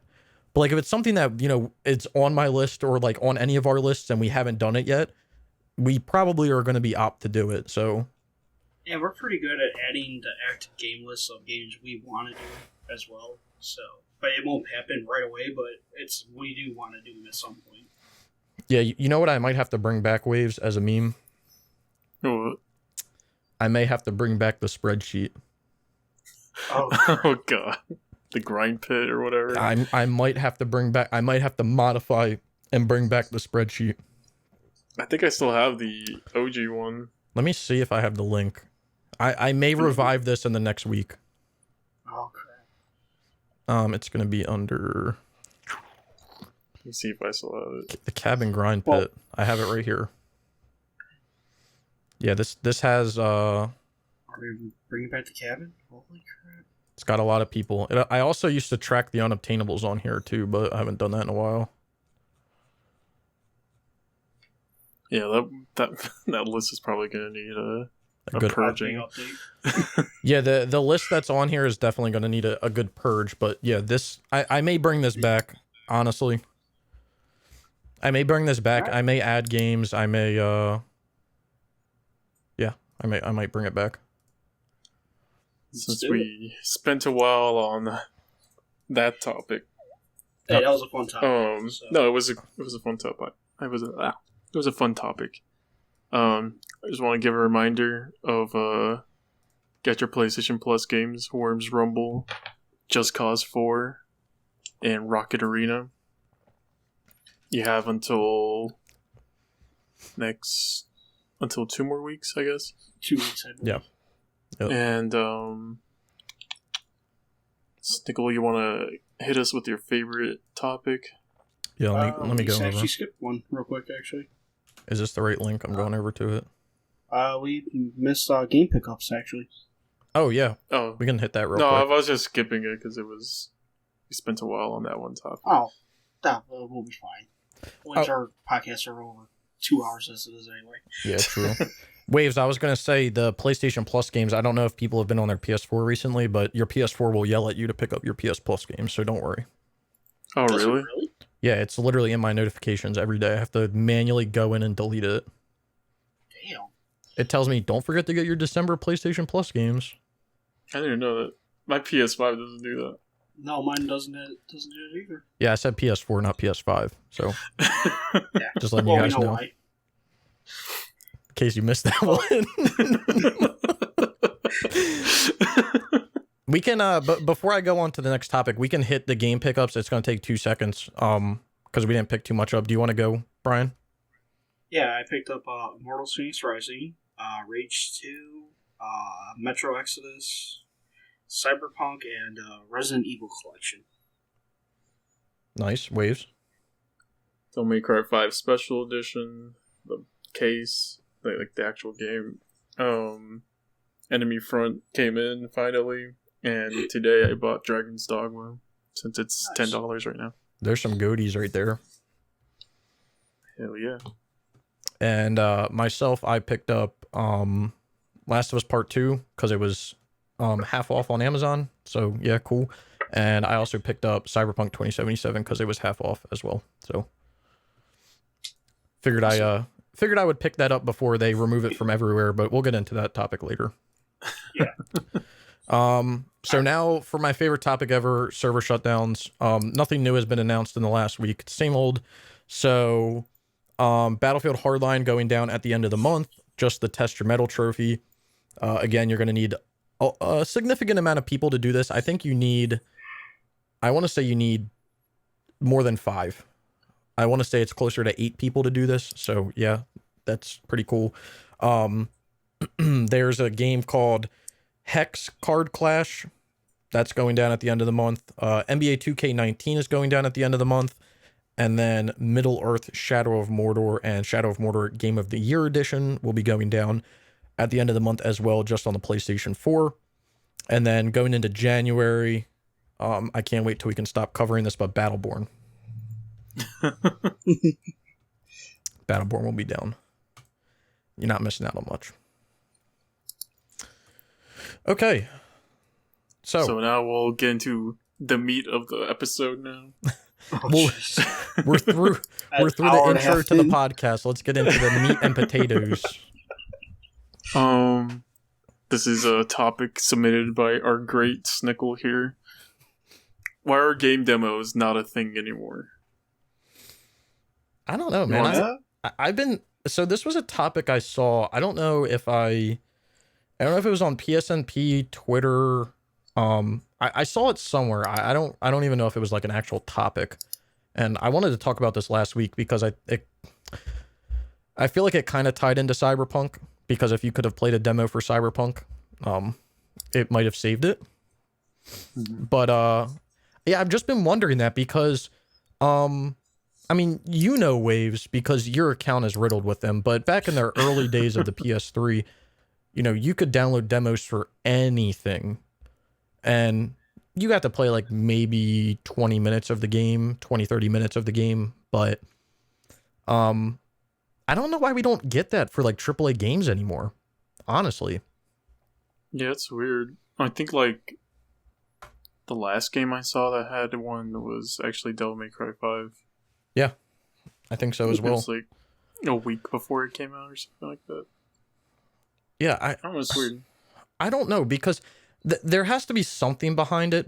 But it really makes me think that like game companies are trying to hide things by not doing the demos. And I think part of it comes down to a lot of the times, and I don't really know how impactful it is to the game as like a whole, but a lot of the times a lot of games will get a day one patch and it'll fix a lot of issues.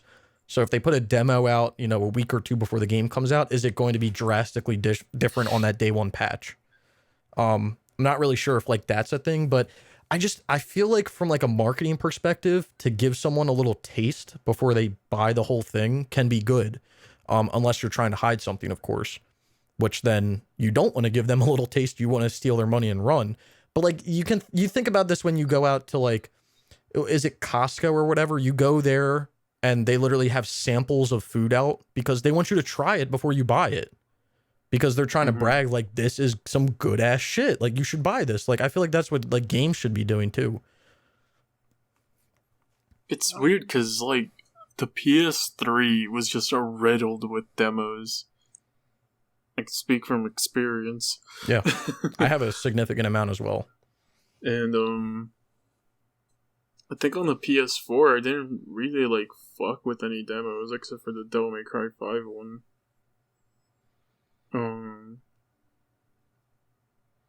I think like just looking at it, mostly the only companies are doing demos are Japanese companies, because I remember Resident Evil 2 having a demo.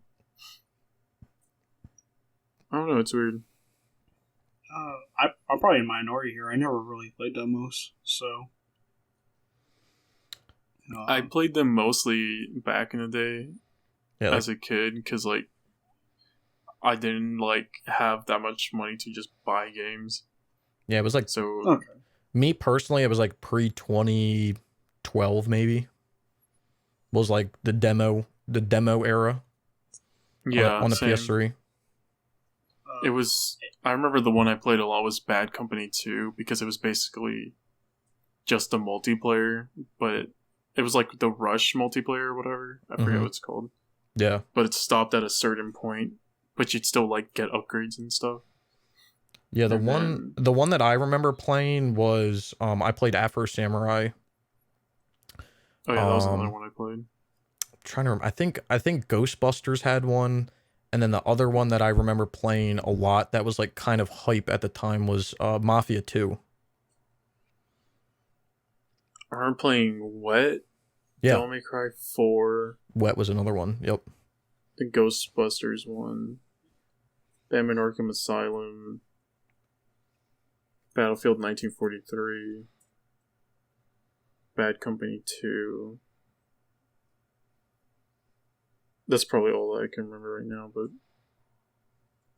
I would say we don't get demos anymore though, because we have like streamers getting like advanced copies and like showing them off, you know. Yeah, there's definitely like a legality side to it, because when you get a game, like if you get a game early before it releases, typically like majority of the time, like 99% of the time, there's an embargo on that game, which means you cannot show or like upload or stream anything before the date that the game releases, which is the day that the embargo is lifted. So it's kind of hard to show things pre-release for games. You basically would have to be like, you know, for instance, if I was to get, you know, the next Need for Speed game early, I could tell you guys what it is because I would trust you guys. Like I could give you my thoughts before you buy it, but like I couldn't like, and I could do that. I could upload a video to YouTube and do that, and I could talk about it on a stream, but I couldn't show anything of it. If that makes sense. But I don't know. That's where I feel like there should be demos.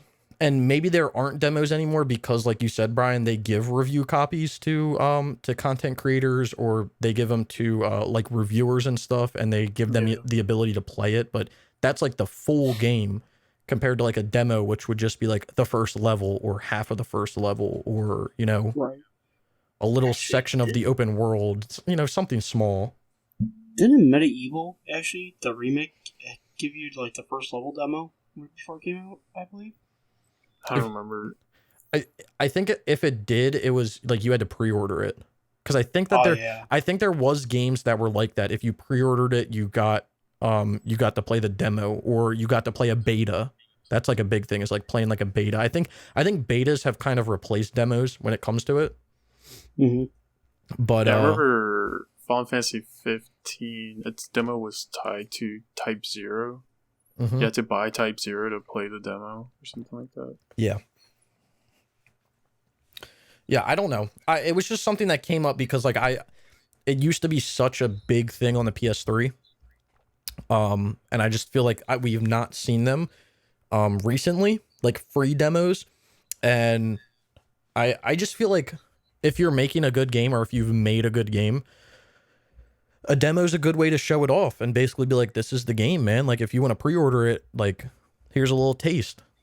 I feel like demos, like overall, is like a net positive. I think it would be cool to see if like they'll never do it, but to see if like Xbox and PlayStation and even the Switch or Steam I mean, to make like a mandate where you have to have like a demo out. That would be interesting. Because also like there's a lot of games I would have never been like what's it called? Interested in, I guess, without demos. Like when did Wet come out? Like 2010, 2011, one of those years. Yeah. I would have never heard of that game back in the day. If I had never seen it as like a free demo. And the same with like I don't know if you guys know this game, Time Shift. Yep. Sounds familiar.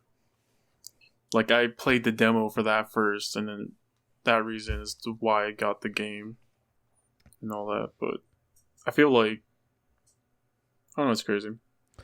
There should be more demos. Yeah, and I think I mean, I don't think anything will change in the future when it comes to it. Like they're not going to just start releasing demos for games, but like again, we'll talk about it a little later because it's going to be the big topic. But everything that's happening with Cyberpunk right now, I think is like a perfect example of like if there was a demo for Cyberpunk, they would not be in the legal situation that they're in because they wouldn't have been hiding anything. You would have showed exactly what you're giving to the people, and patches should technically only fix it. I mean, sometimes they don't, but they should. But I personally don't see any negative from a demo because the only negative I can see from a demo is you shooting yourself in the foot if you actually have a bad game, which at that point you kind of deserve it. Because no one's going to download a free demo and keep playing the same level over and over and over again to save $60. If they play a demo and they like it, they're going to buy the game. Like you said, you didn't even know Wet was a thing until you played the demo. You probably played the demo. Wet is kind of like a low-key slapper game. Yeah. And you wouldn't have known it unless you played the demo. So I don't see like a bad coming out of it unless you're legitimately putting out a bad game. Then you have it bad. I think the reason why we don't get more demos is what Brian said. Like, they give out early review copies now, and people stream the game early sometimes to like generate hype and all that. And so like now there's more ways. Like back then, there wasn't ways. I don't to know get when stuff you early. guys. Yeah, I don't know like when you guys got internet, but I didn't get internet till like I was like 10. So like the only way I found out about like games was just walking through Walmart or Target or whatever. And so, and then you'd get like the demo discs and all that. So like back then, like the only way people would find out of certain games was because of demos, and they would only know if they liked it was because of demos. Like I didn't know about Dead Space until I got Godfather 2, and on Godfather 2, there was the demo for Dead Space on there. And it was just like a small little horde mode on the demo. And but now it's like everything's so readily available. You can just find anything. Like you want like top 10 obscure like PS4 games, you just put top 10 obscure PS4 games, and it's like, and then if you find those games, then you can find a review of it, and then you can find like gameplay of it. So it's not like, I guess that's why they're not really a thing anymore. Yeah, but I do think that there is a difference between watching and playing, because oh yeah, definitely. But there's been a huge argument going on recently because of all the shit that's been going on with like Twitch and like DMCA and all this stuff of people saying like, what's the point of people, like why do people watch people stream games, like, and people are basically saying it's a different experience. Like you can watch someone stream a game and they play games completely different than you do, but when you go and play it, you play it a completely different way. So like watching and playing is different. But yeah, I mean, I'll admit, like watching some of your streams, like, well, there's games I picked up that you played. I would not probably have played because they look fun to me. I try to do that. Obscure PS3 games is where I try to sit at, but Oh, yeah. but no, I do understand like the early, like getting the early review copies and all that, because to be fair, if you have a couple thousand subscribers on YouTube, if you have somewhat of a following, you can legitimately reach out to any company and request a review copy, and you have a better chance of getting it than not getting it. Like obviously some like random person can't just message a company and be like, hey, can I get this? They're not going to give it to them. But like, for instance, like if I wanted a review copy of Assassin's Creed Valhalla, I probably could have gotten in contact with Ubisoft and got it. But like for me, I just don't think that I'm at that level of being able to accept something like that yet. But that's just me. But I can understand like the early like review copies, but also I don't know a lot of games that let you stream or play it before the embargo is lifted, which is typically when the game releases. So if they were to put a demo out 2 weeks before, I think that would help. The same thing is with demos. Demos don't usually come out until like the day of or like whatever after. They're not usually like 2 days before the game comes out or whatever.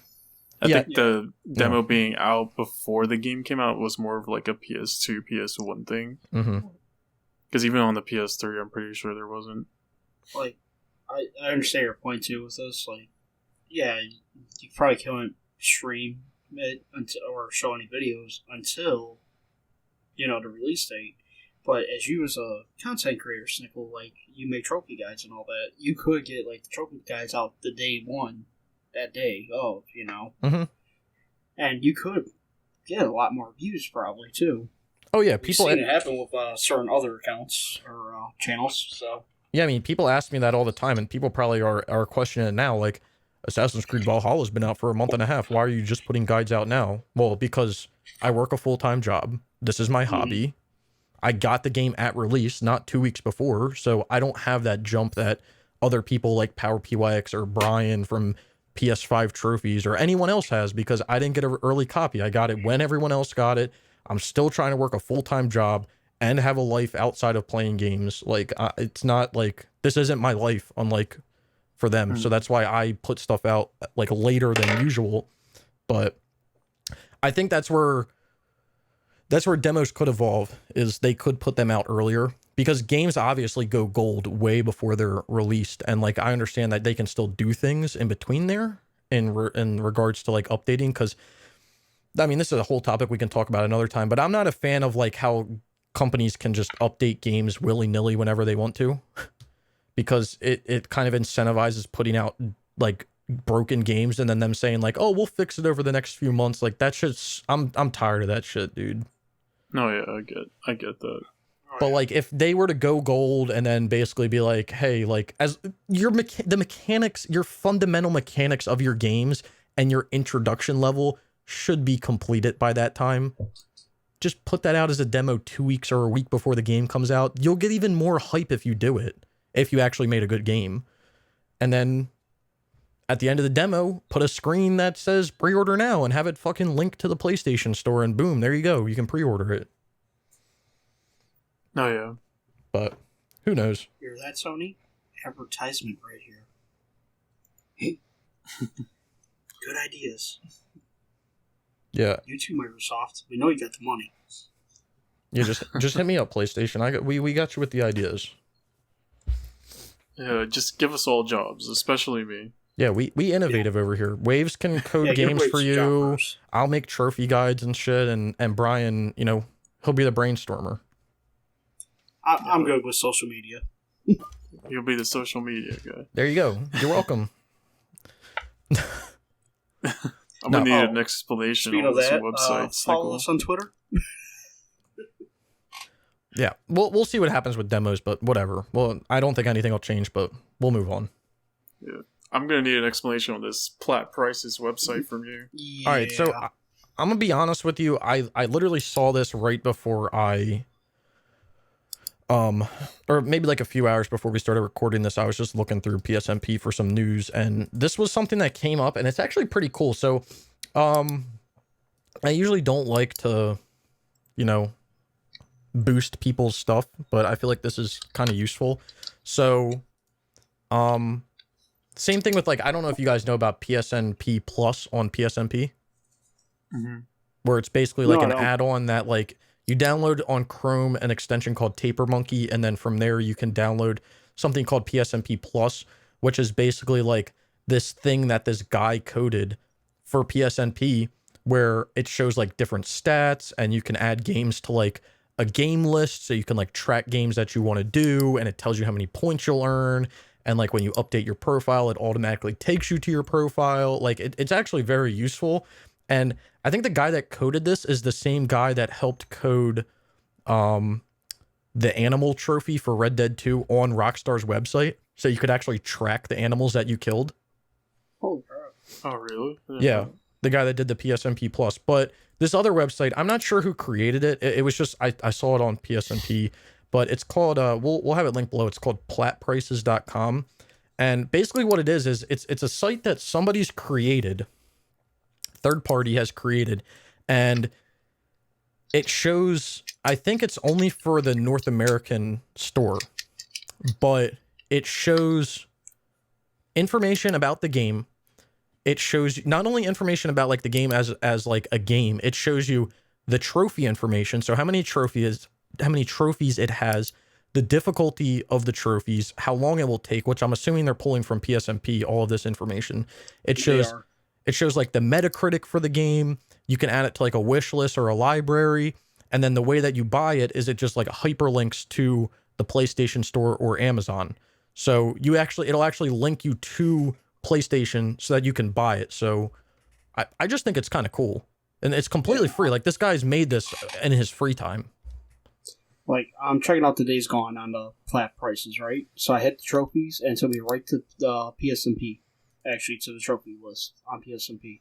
Yeah, and and the links are different. If it has a PlayStation 3 or a PlayStation Trophies link, it will take you there. If PowerPX has done anything, it'll link you there. It'll tell you who published the game, what kind of genre it was, when it was released, what system it's actually very like intuitive. And I think it's a useful tool if you're trying to look for games. The other thing that I was reading through on the forum was just people, I guess, ever since the new PlayStation Store update came out since when the PlayStation 5 got released, the UI for the web browser is like dog shit, which I can kind of agree with. So yeah, they were basically boasting that this one is like way easier to use, but it's really cool.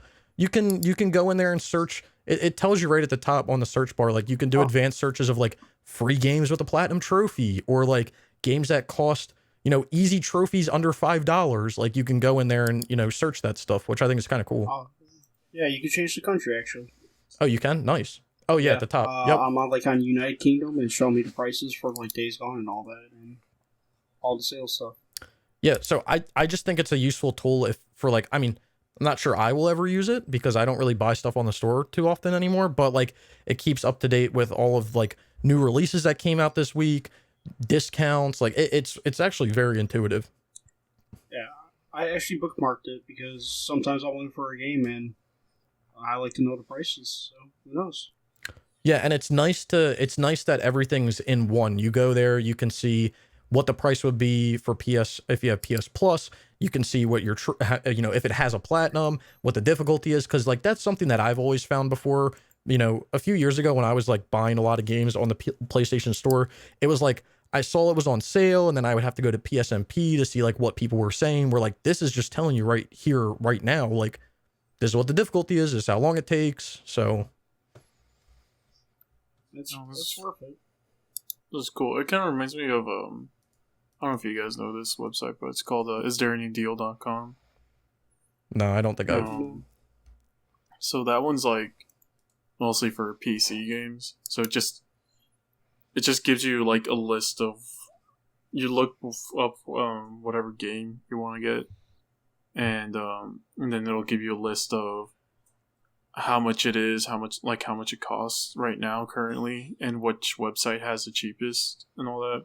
Mhm. And it'll show you like what's the cheapest it's ever been. So like that, if you want to make a decision, if you want to wait some more to maybe see if it'll be that cheap again, and it'll just get all the websites that it can to try to get you that. Was that only on cheap Steam? price. Because I remember seeing, I think someone linked it before, but there was a website like that for the PlayStation Store as well, like I don't just know for the about PlayStation Store. PlayStation. I know that about Steam. For PlayStation, it's kind of hard now because I don't think they sell codes anymore like they used to. Yeah. But I don't know about PlayStation. That's all I really got to say. Yeah, so I mean, if you guys want to go give the site a look, I haven't talked to, neither of us or any of us have talked to the guy that has created this. It was just something that I saw on the forums that I thought was kind of a useful tool if you're into looking for games. I mean, not necessarily easy games, but if you want to, see what's new, or you want to see what the trophy information is, when you're looking at sales or whatever, I think it's pretty useful. This shit gives you like how many hours it takes. Yeah, it's and it visually looks good. It's easy to use, and the other thing, which I mean, it could be good or it could be bad, is depending if you want to support them or not, is if you want to buy something, it links you to the other sites. So like if you want to buy a game, it links you to the PSN store, and then you go to the PSN store to buy it. So you're not buying it through a third party. They're just organizing it. The third party's just organizing it better. Mm-hmm. But I mean, if you want to donate, there's like a Patreon and stuff. So, man, there's Very interesting. a sale on FMV games. Might buy that. Yeah, and I don't know. Again, I don't know who developed this, but it literally looks like the layout of it is. It looks like it was made by Sly from PSMP. Just the overall layout, color scheme, and everything. Yeah. Probably use the same website builder. Yeah, probably. Yeah. But no, yeah, that's cool. It'll be linked down below for anyone that wants to use it. And the homie Eli put out an orb bundle, so pick it up. Yeah. Get orb 1 and 2 for the lowest price you can. Exactly.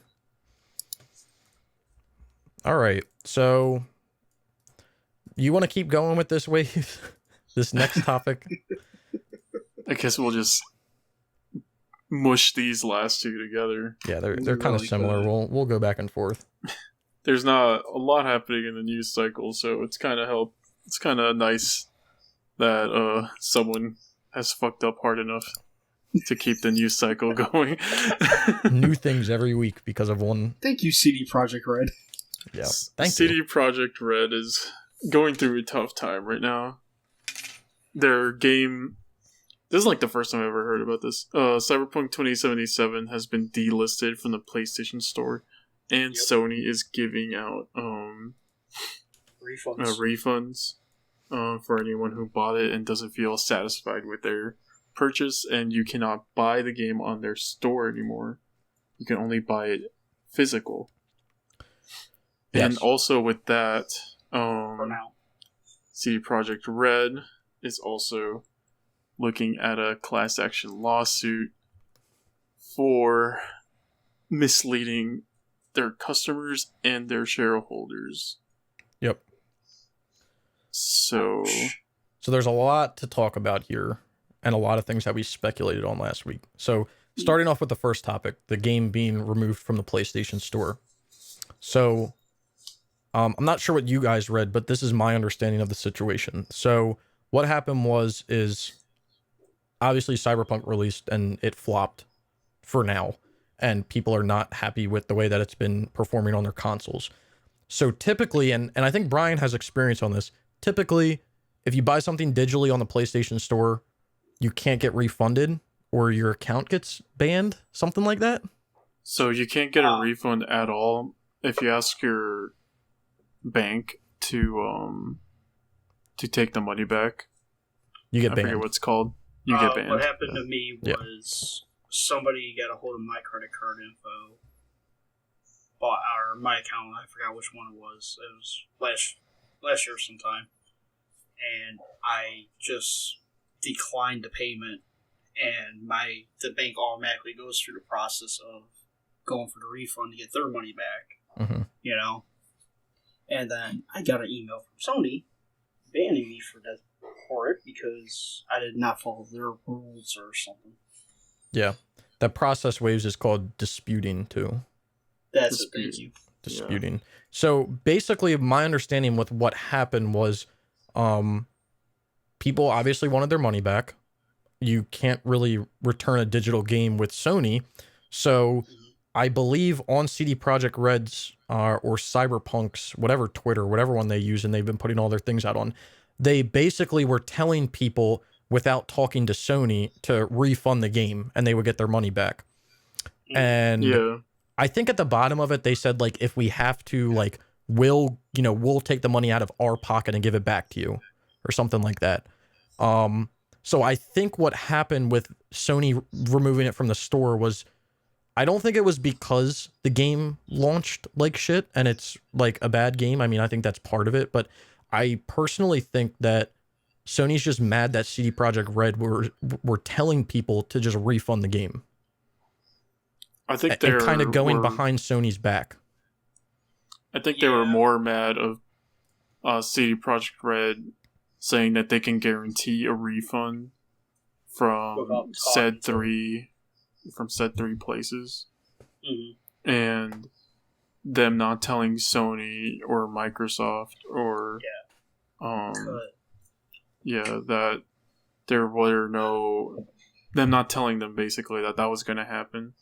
Yeah. And Microsoft's kind of lenient with I think they have like a 2 hour policy. Or 2 hour like for gameplay, and then 2 weeks if you never played the game, I think. Okay, yeah. And I think with Sony, you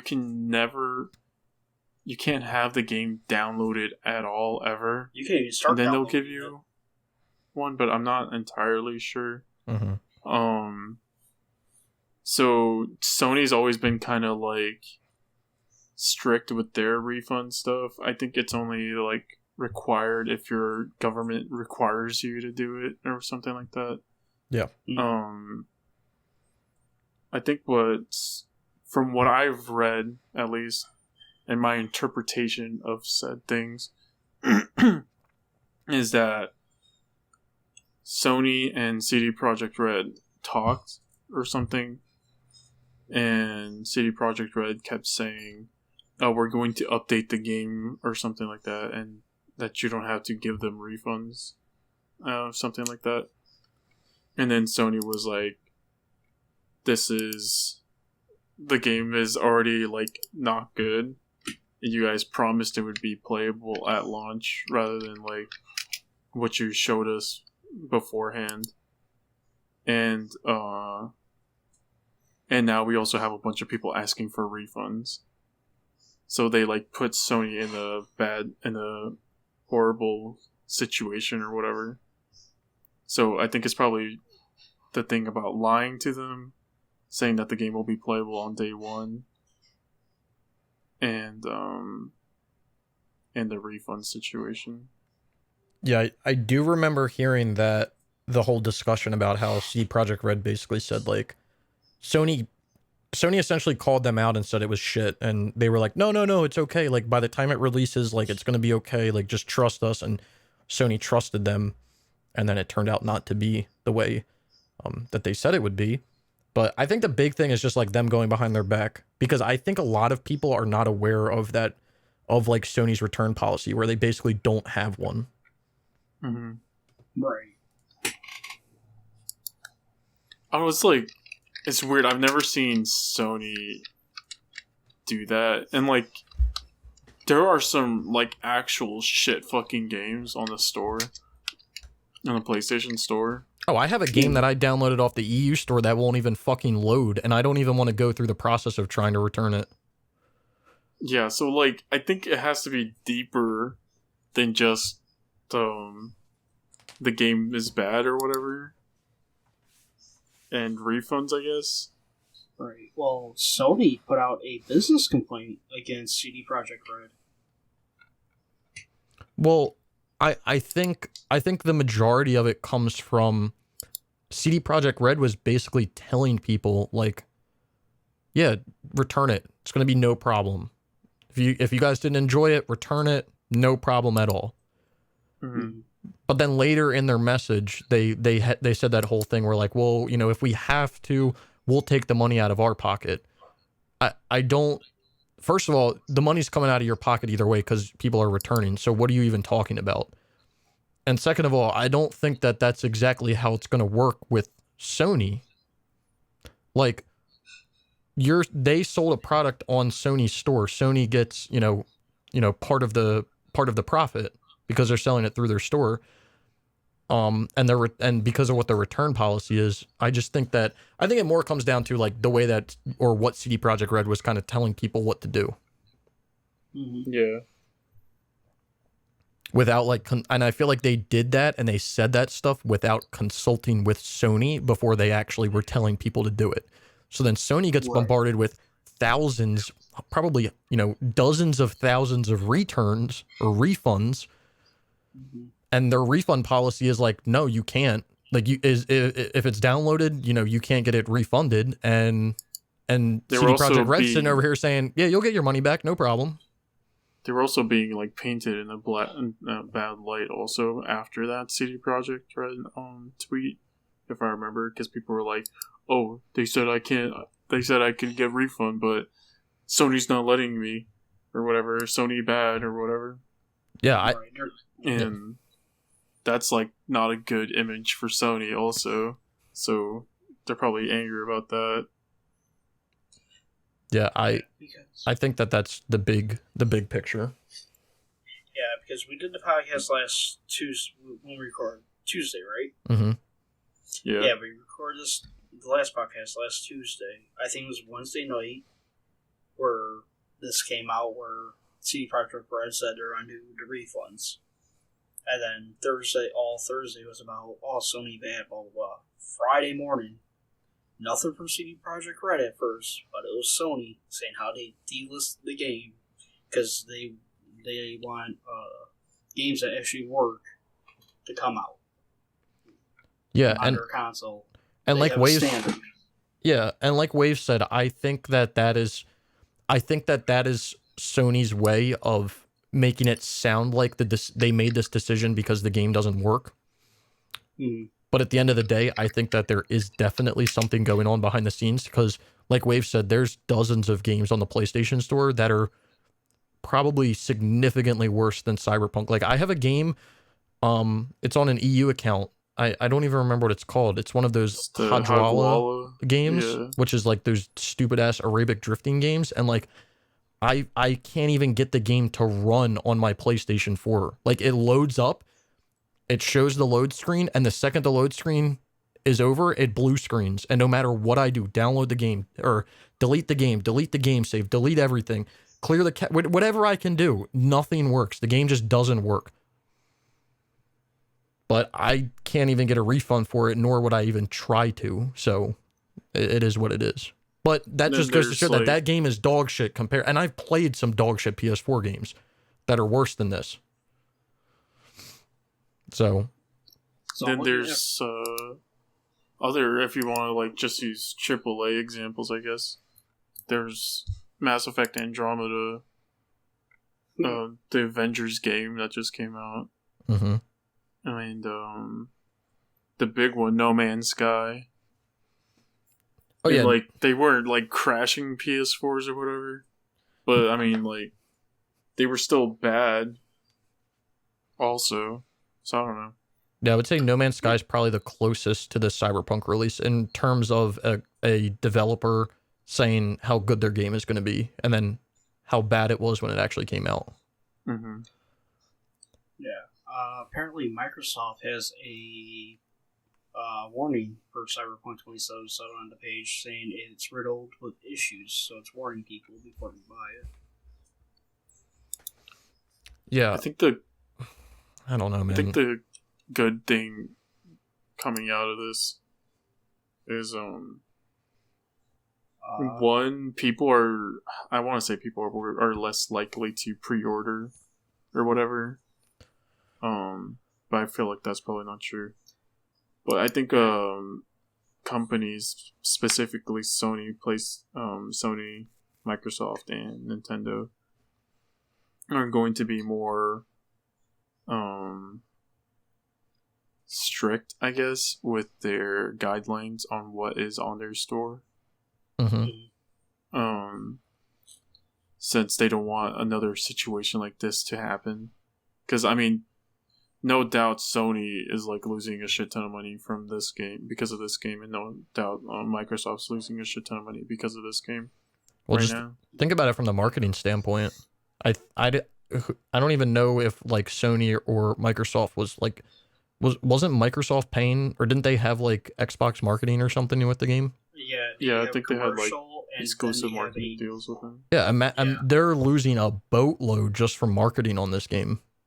And then the Xbox, the special edition Xbox they have out for it as well. Yeah. I don't think it helps that the head of CD Projekt Red was liking multiple tweets criticizing Sony. Yeah. Oh god. I just when it, and we can get into the next topic soon, but I feel like we've talked about this before. I think the problem is that CD Projekt Red was put kind of on a pedestal when it comes down to it, which is fine. If you want to do that, you can do that. But I think honestly at this point they were put on such a pedestal that they believed it, and their ego is so high that they think they're just above like doing wrong at this point. And personally, I'm glad, whatever the reason is, I'm glad that Sony like clapped back at them and took their game off the store, because people and like CD Projekt Red are trying to blame, like they're blaming Sony for it, for issues. Like, no, dude, this is your game. Mm-hmm. Yeah, it's I think the real people to like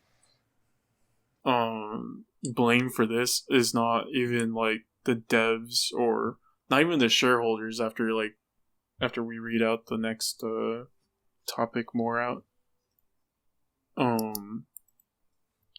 But it's the higher ups, the CEO and all them, who straight up lied to the consumer, and not only the consumers but their shareholders. Mm-hmm. So on that note of the ones that we have to blame are the CEO and the higher ups of the company, basically, is that now CD Projekt Red is facing a class action lawsuit because of Cyberpunk 2077. And this isn't necessarily fans who made this. No. It is investors that invested into CD Projekt Red who are angry about it because they said they willingly lied to not only the investors but to the consumers as well. Yeah. And it was for the lawsuit is for lying to gain a profit or something like that, I think is what it's for. Yeah, something like that. Yeah, it's something like that. But I don't want to say that this is like a surprise, because I kind of saw this coming at some point. But the surprise to this is, like Wave said, who actually filed for the class action lawsuit, which is the investors, because we talked about this last podcast that possibly the game got put out because CD Projekt Red was getting pressured by somebody, and the pressure could have been from the investors because they just wanted their money. But it doesn't seem to be that way now. And I've been talking to people, and I've been like reading things in like Twitter posts and stuff, because I was reading through a lot of the replies to when CD Projekt Red put their final, whatever they said, like last Friday after the game was delisted, they put like another apology out. reading through there, and like the big thing that I just kept reading that was like really, really irritating me was like people kept saying, CD Projekt Red was getting pressured by the fans to put the game out.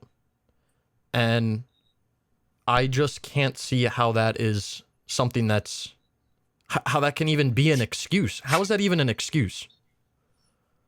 Like, it doesn't matter how much you are going to be pressured by the people buying your product. If your product is not ready to be put out, you don't put it out. You don't do that. Like, an analogy for like the field of work that I work in is like, if they want a road built and all I did was, built half of it or designed half of it, am I just going to put it out because it's halfway done and people are pressuring me to put it out? No, I'm going to complete it. I'm going to do everything I need to do before it's put to the next step and then finally constructed. Like, there should be no sort of pressuring from the people. Like, I get people pressuring them to put the game out. And at the end of the day, they don't have money without consumers. But if you put a game out to consumers that isn't complete, you're not getting shit at the end of the day. So what's that one? Not emote. Quote from Miyamoto, where it's like, a delayed game is always good, or something like that. A rushed game is always bad. I forget what it's called. It's something like that. But yeah, I saw those two, and it's weird because it's like they're putting the blame of a few people who did awful things. Like, I don't know if you read about some of them, but they sent like death threats to some of the CD Projekt Red people when they announced that last delay and all that. Oh yeah, I remember that one. And then placing it on everyone else. yeah, At the end of the day, it's like us as a consumer, we have power in saying if this game will do well when it comes out. But the real power of the game actually coming out and and actually being good is actually in the powers of what you thought was the shareholders and the higher ups of the company. And it looks like in this situation, it was the higher ups in the company that were just like, let's just put it out and then we'll send out patches later to fix the game. mm-hmm. Which would have been acceptable if the game actually worked. Yeah. And that's like the big thing is like, if the game actually worked, if it didn't crash, that's the big thing. If it didn't crash and there weren't game-breaking glitches that were in it, I don't think anyone would have been mad if it came out and there was a few, visual errors, or like I've seen a lot of clips of like people hitting like a curb or a pedestrian and their car flying up in the air or something. Like, if shit like that happens, like, whatever. I feel like that's a little bit of an anomaly in some games, but like, the game isn't even playable. Yeah, the game crashes like 5 times every 3 hours. And I don't know if you guys saw the tweet from Greg Miller, but he finally beat the game and the game crashed during the credits. Nice. That's just the epitome of the game. Like, from what I was looking up, the devs are mad that the game went out the way it did. And I can't blame the devs, They did what they had to, and like anybody, they had to listen to their boss to get a game out, So I blame the CEOs and the higher ups for this. Who's that guy?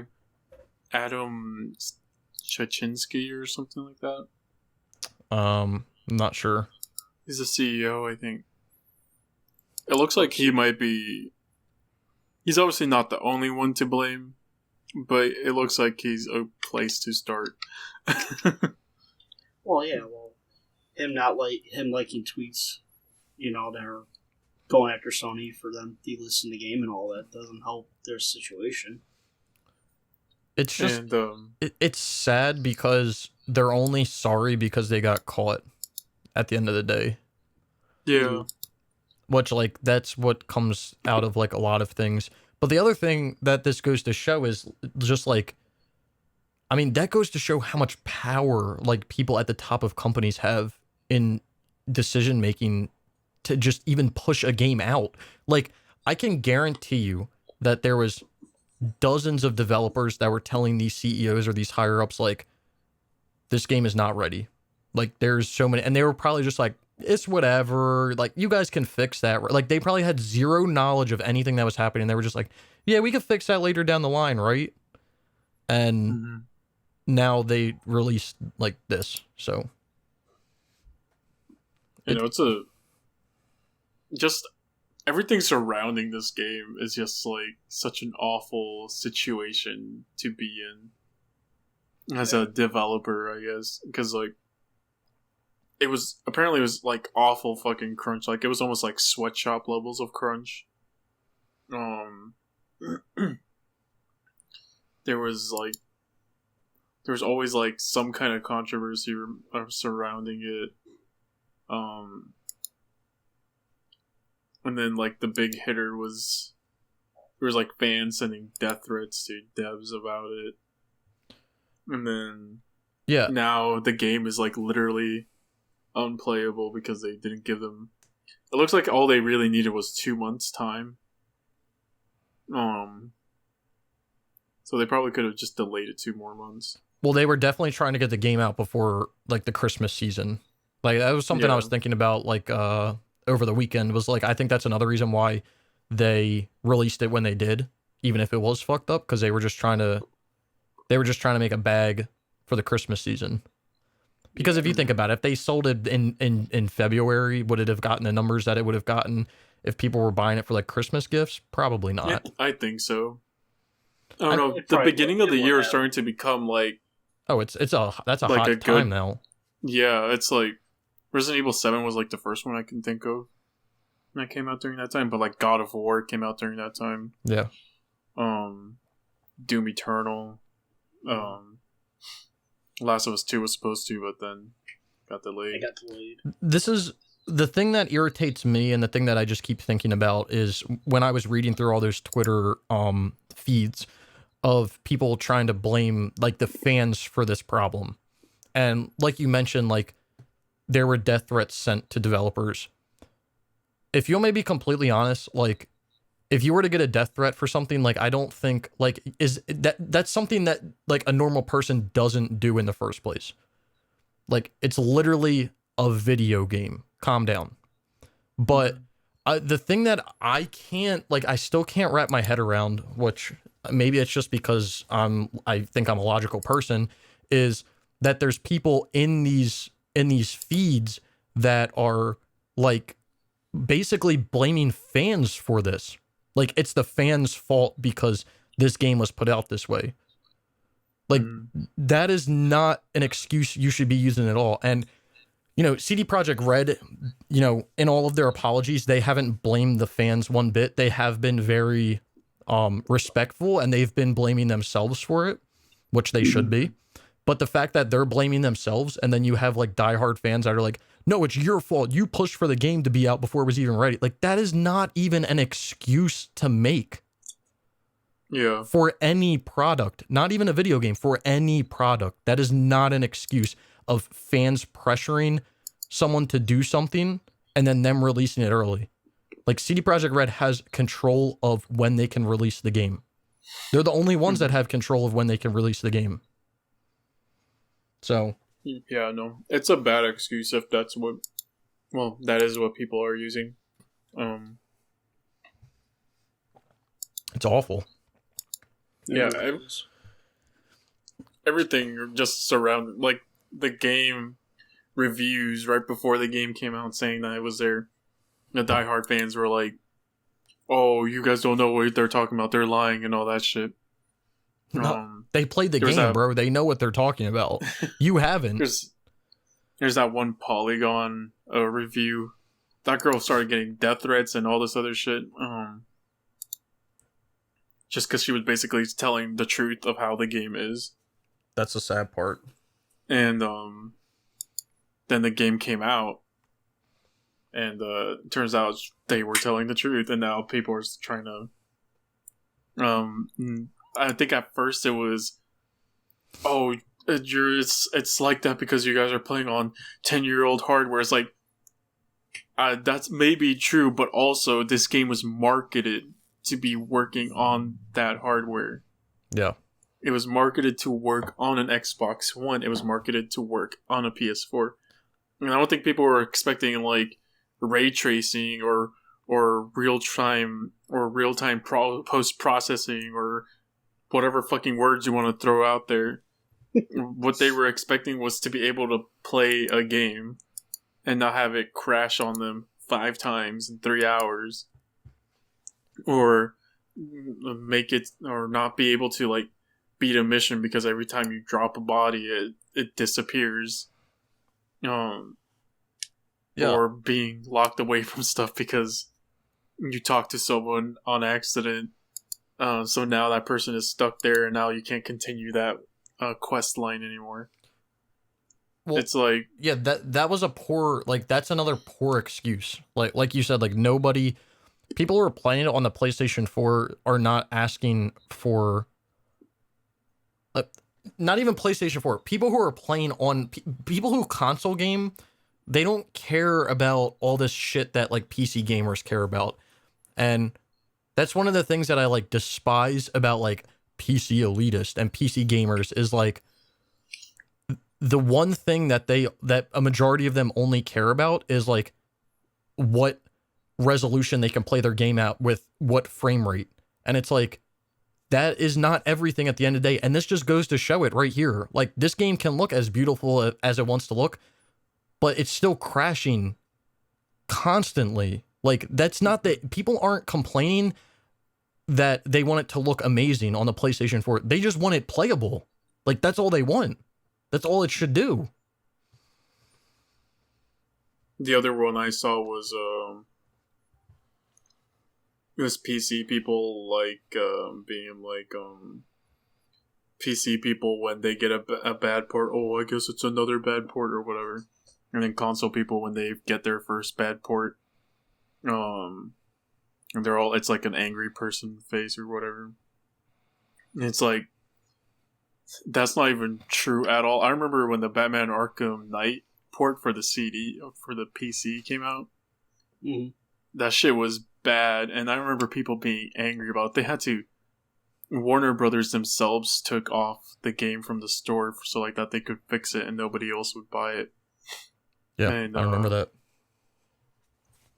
People try to like think they're high and mighty and all this shit, but at the end of the day, you're all just fucking stupid. I mean, that's the truth, and like that's the biggest thing that I like. That's the biggest thing that I hate, like, or that I dislike about like PC gamers, because, or strictly people that play on the PC and that's it. Like they don't play on a console because that's too below them. Like, that shit in and of itself of like saying that is like stupid. Like, that is the dumbest shit. And you only play on a PC so you can get some better looking graphics. Like, cool. Like, that's awesome.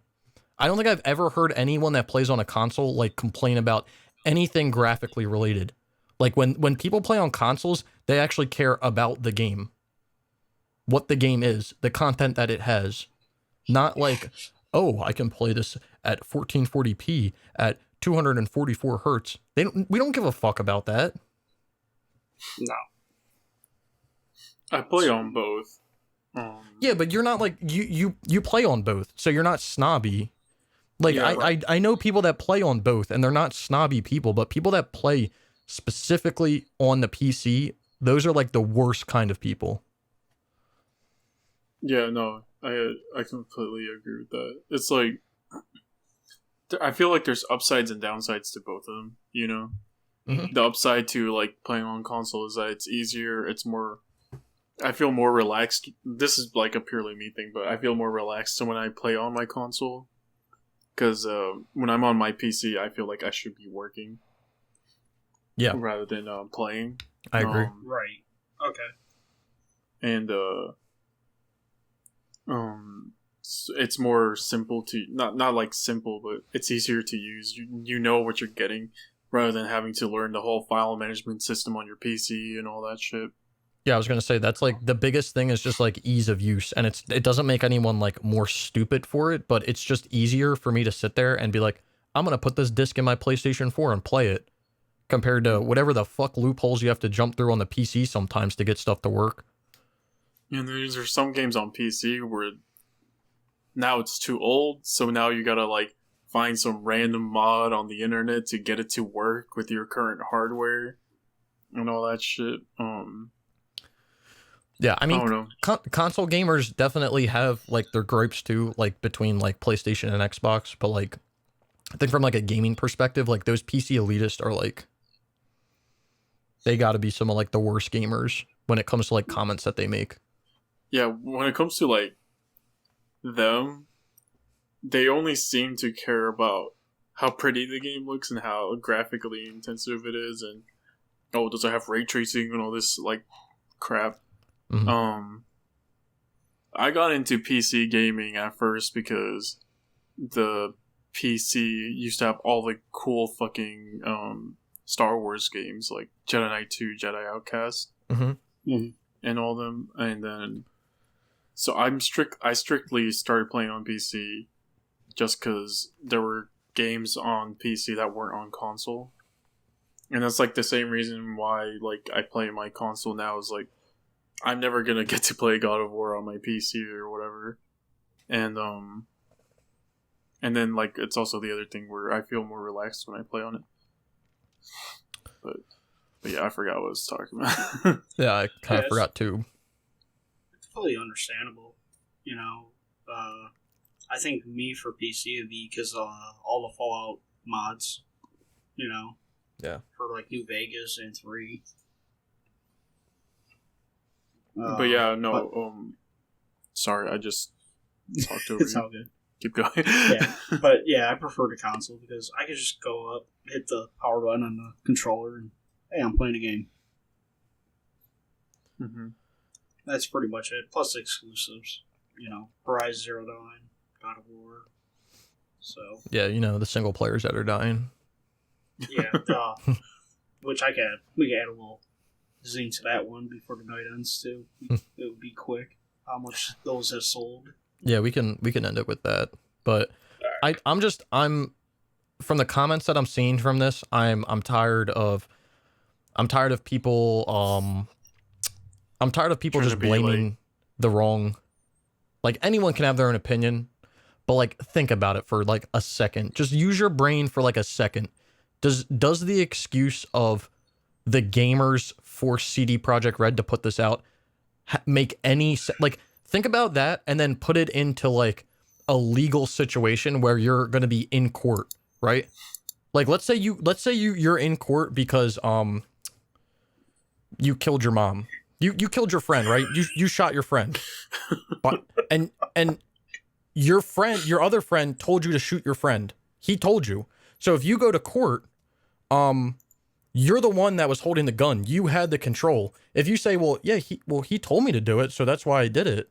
Do you think that's going to hold up in court? No, your ass is getting toasted, not his.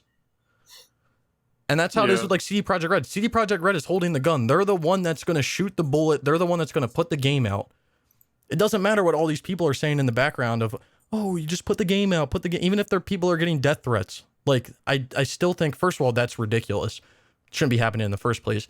But that also shouldn't force CD Projekt Red to put the game out as well. And if they're treating their employees so bad where they don't even care if there's like death threats happening, like if their response to them getting death threats was just put the game out, then that's a stupid decision as well. So I don't know. It's just the excuses. Like, I'm tired of the excuses. Can we all just come to a conclusion that CD Projekt Red fucked up in this situation? Hopefully they fix the game somehow and we move on from it. Mm-hmm. Yeah, no, definitely. Like, stop keeping them on this pedestal that they've obviously fallen off of.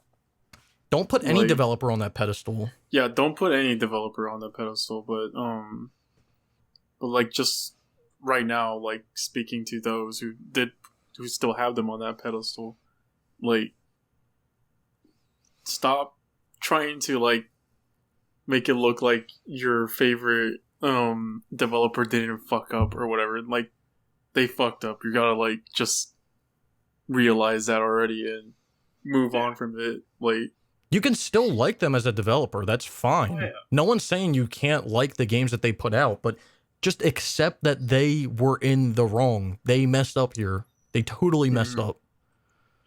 Tell me one developer team that has not fucked up once. You know. Yeah. I think we were talking about it last week before we alter here to the next topic and final. Yeah. I think we talked about this last week or something, but we were talking about Sucker Punch and Ghost of Tsushima and how, like, basically they weren't put on a pedestal, but, like, they were just like, people were just like, yeah, it's going to be a good game. I wish that everything could be like that. Because I remember when, like, stuff for Ghost of Tsushima originally came out, like the original, like, teaser trailers and everything, people were hyped.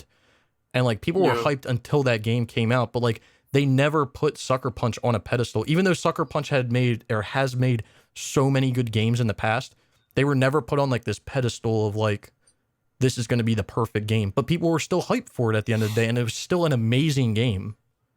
mm-hmm. So, let's just get back to that. Yeah. Let's get back to being excited for the game rather than whatever developer. Yeah, instead of saying CD Projekt Red's making it, so it's going to be a good game. Yeah. Just because whatever studio is making it does not necessarily mean it will be a good game. One of, like, my favorite studios is Platinum Games. And, like, when they first started, they put out some bangers, I'm not gonna lie. But then after that, that's when we got shitty games like fucking TMNT and, like, the Legend of Korra game. Hey, that's not that shit. It's an okay shit game. compared to the other stuff. Oh, compared to their other stuff, yeah. You got Transformers Devastation. If you try to go there. Yeah. Yeah. Well, and let's stop talking about bad games then. Yeah, you're right. And then Star Fox. And then they came back a little bit with Nier Automata and all that, but, like, at the end of the day, these are companies. They aren't there for you either. So stop, like, wasting your life away for them.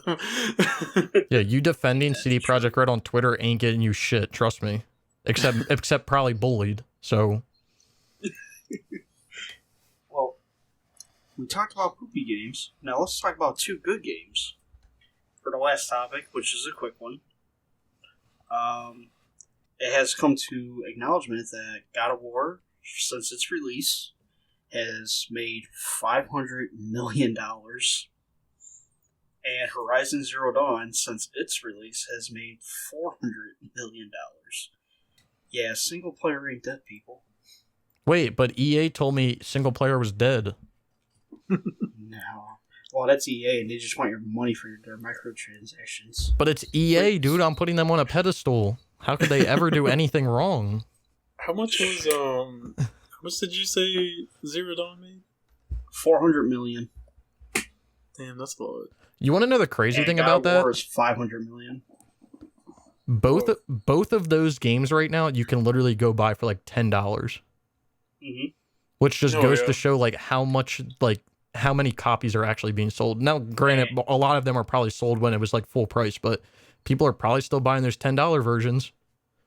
And I believe I think God of War still holds the fastest selling games in 2 days, 2 or 3 days.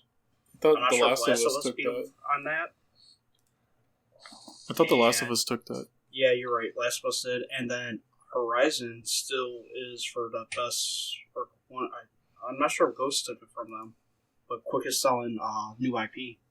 No, yeah, Ghost took it from them. Yeah, but still, Hey, but they held that title for a while. you're saying Ghost took it from Horizon, but Horizon. they're both single player games at the end of the day, so Yeah, No, yeah. Yeah, it's just goes to show, like, stop listening to EA. yeah, stop putting these fucking developers on pedestals, stop dude. listening to EA, get a PlayStation, and buy their exclusives. Yo, I'm just thinking about it. Imagine EA had the reputation that they had in the early 2000s, right? where like Alright. they couldn't do wrong. Basically, where like CD Projekt Red is right now, and then they made that comment of single players dying. If it would have actually had an impact. I mean, like, imagine CD Projekt Red saying that, like, obviously before like Cyberpunk happened, where like they have all these fanboys and they're like, "Oh my God, CD Projekt Red said single player was dying. I don't think I can play a single player game ever again." That's when you'd see them be like, "Oh yeah, well they're right?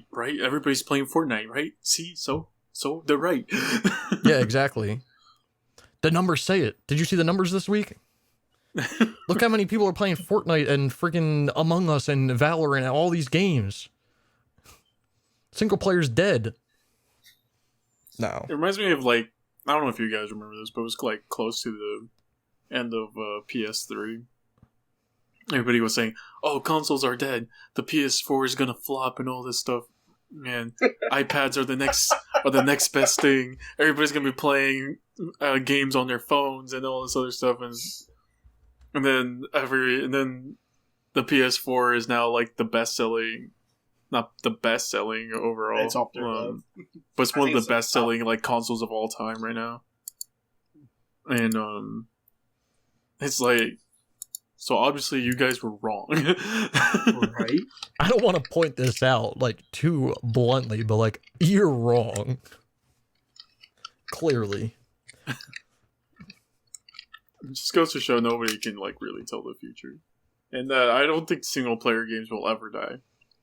No. You know, like single player games didn't really start with just one player, but they evolved during the time it was like a single player. Yeah. It grew stronger during the time it was a single player thing. And I don't think anyone will ever really want to take away the whole single player experience. Yeah, PS4 is number 4 for best selling consoles That's pretty. at 113.5 million units sold. That's crazy. That's from numbers that we know. Number 3 is Game Boy and Game Boy Color at 118.69 million. Nintendo DS at number 2 for 154 million. And PS2 for 155 million. Shoot. Did they even have multiplayer back then? Didn't you have to buy like a chip or something to or like an extension to play multiplayer on the PS2? Yeah, you had to buy the network adapter for the fat PS2 because it didn't come with it. Hell yeah. Yeah. You know, multiplayer was pulling that shit along. So That's the only reason it sold that good.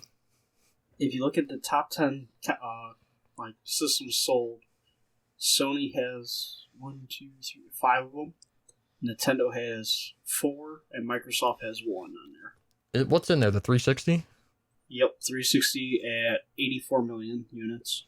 Yeah. Well, if you just take home consoles, aren't like the top 5 PlayStation brands? Mm-hmm. Let's see. Switch is at 168. Yeah, the PlayStation Portable is number 10. Sheesh. Yeah. Just for home console, yeah, PS2, PS4, PlayStation, and PS3. They're all up there. The PS3 is the only one that didn't hit 100 million for PlayStation.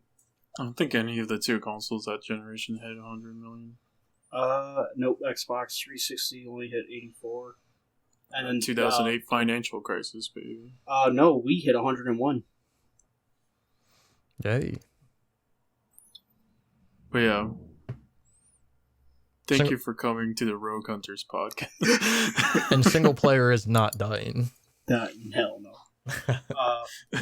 Yeah, thank you for coming to the podcast. Everybody have a safe and Happy holiday. Yeah. And we wish y'all Trying to say Merry the Christmas proper and word Happy Holidays. And we'll catch y'all next week.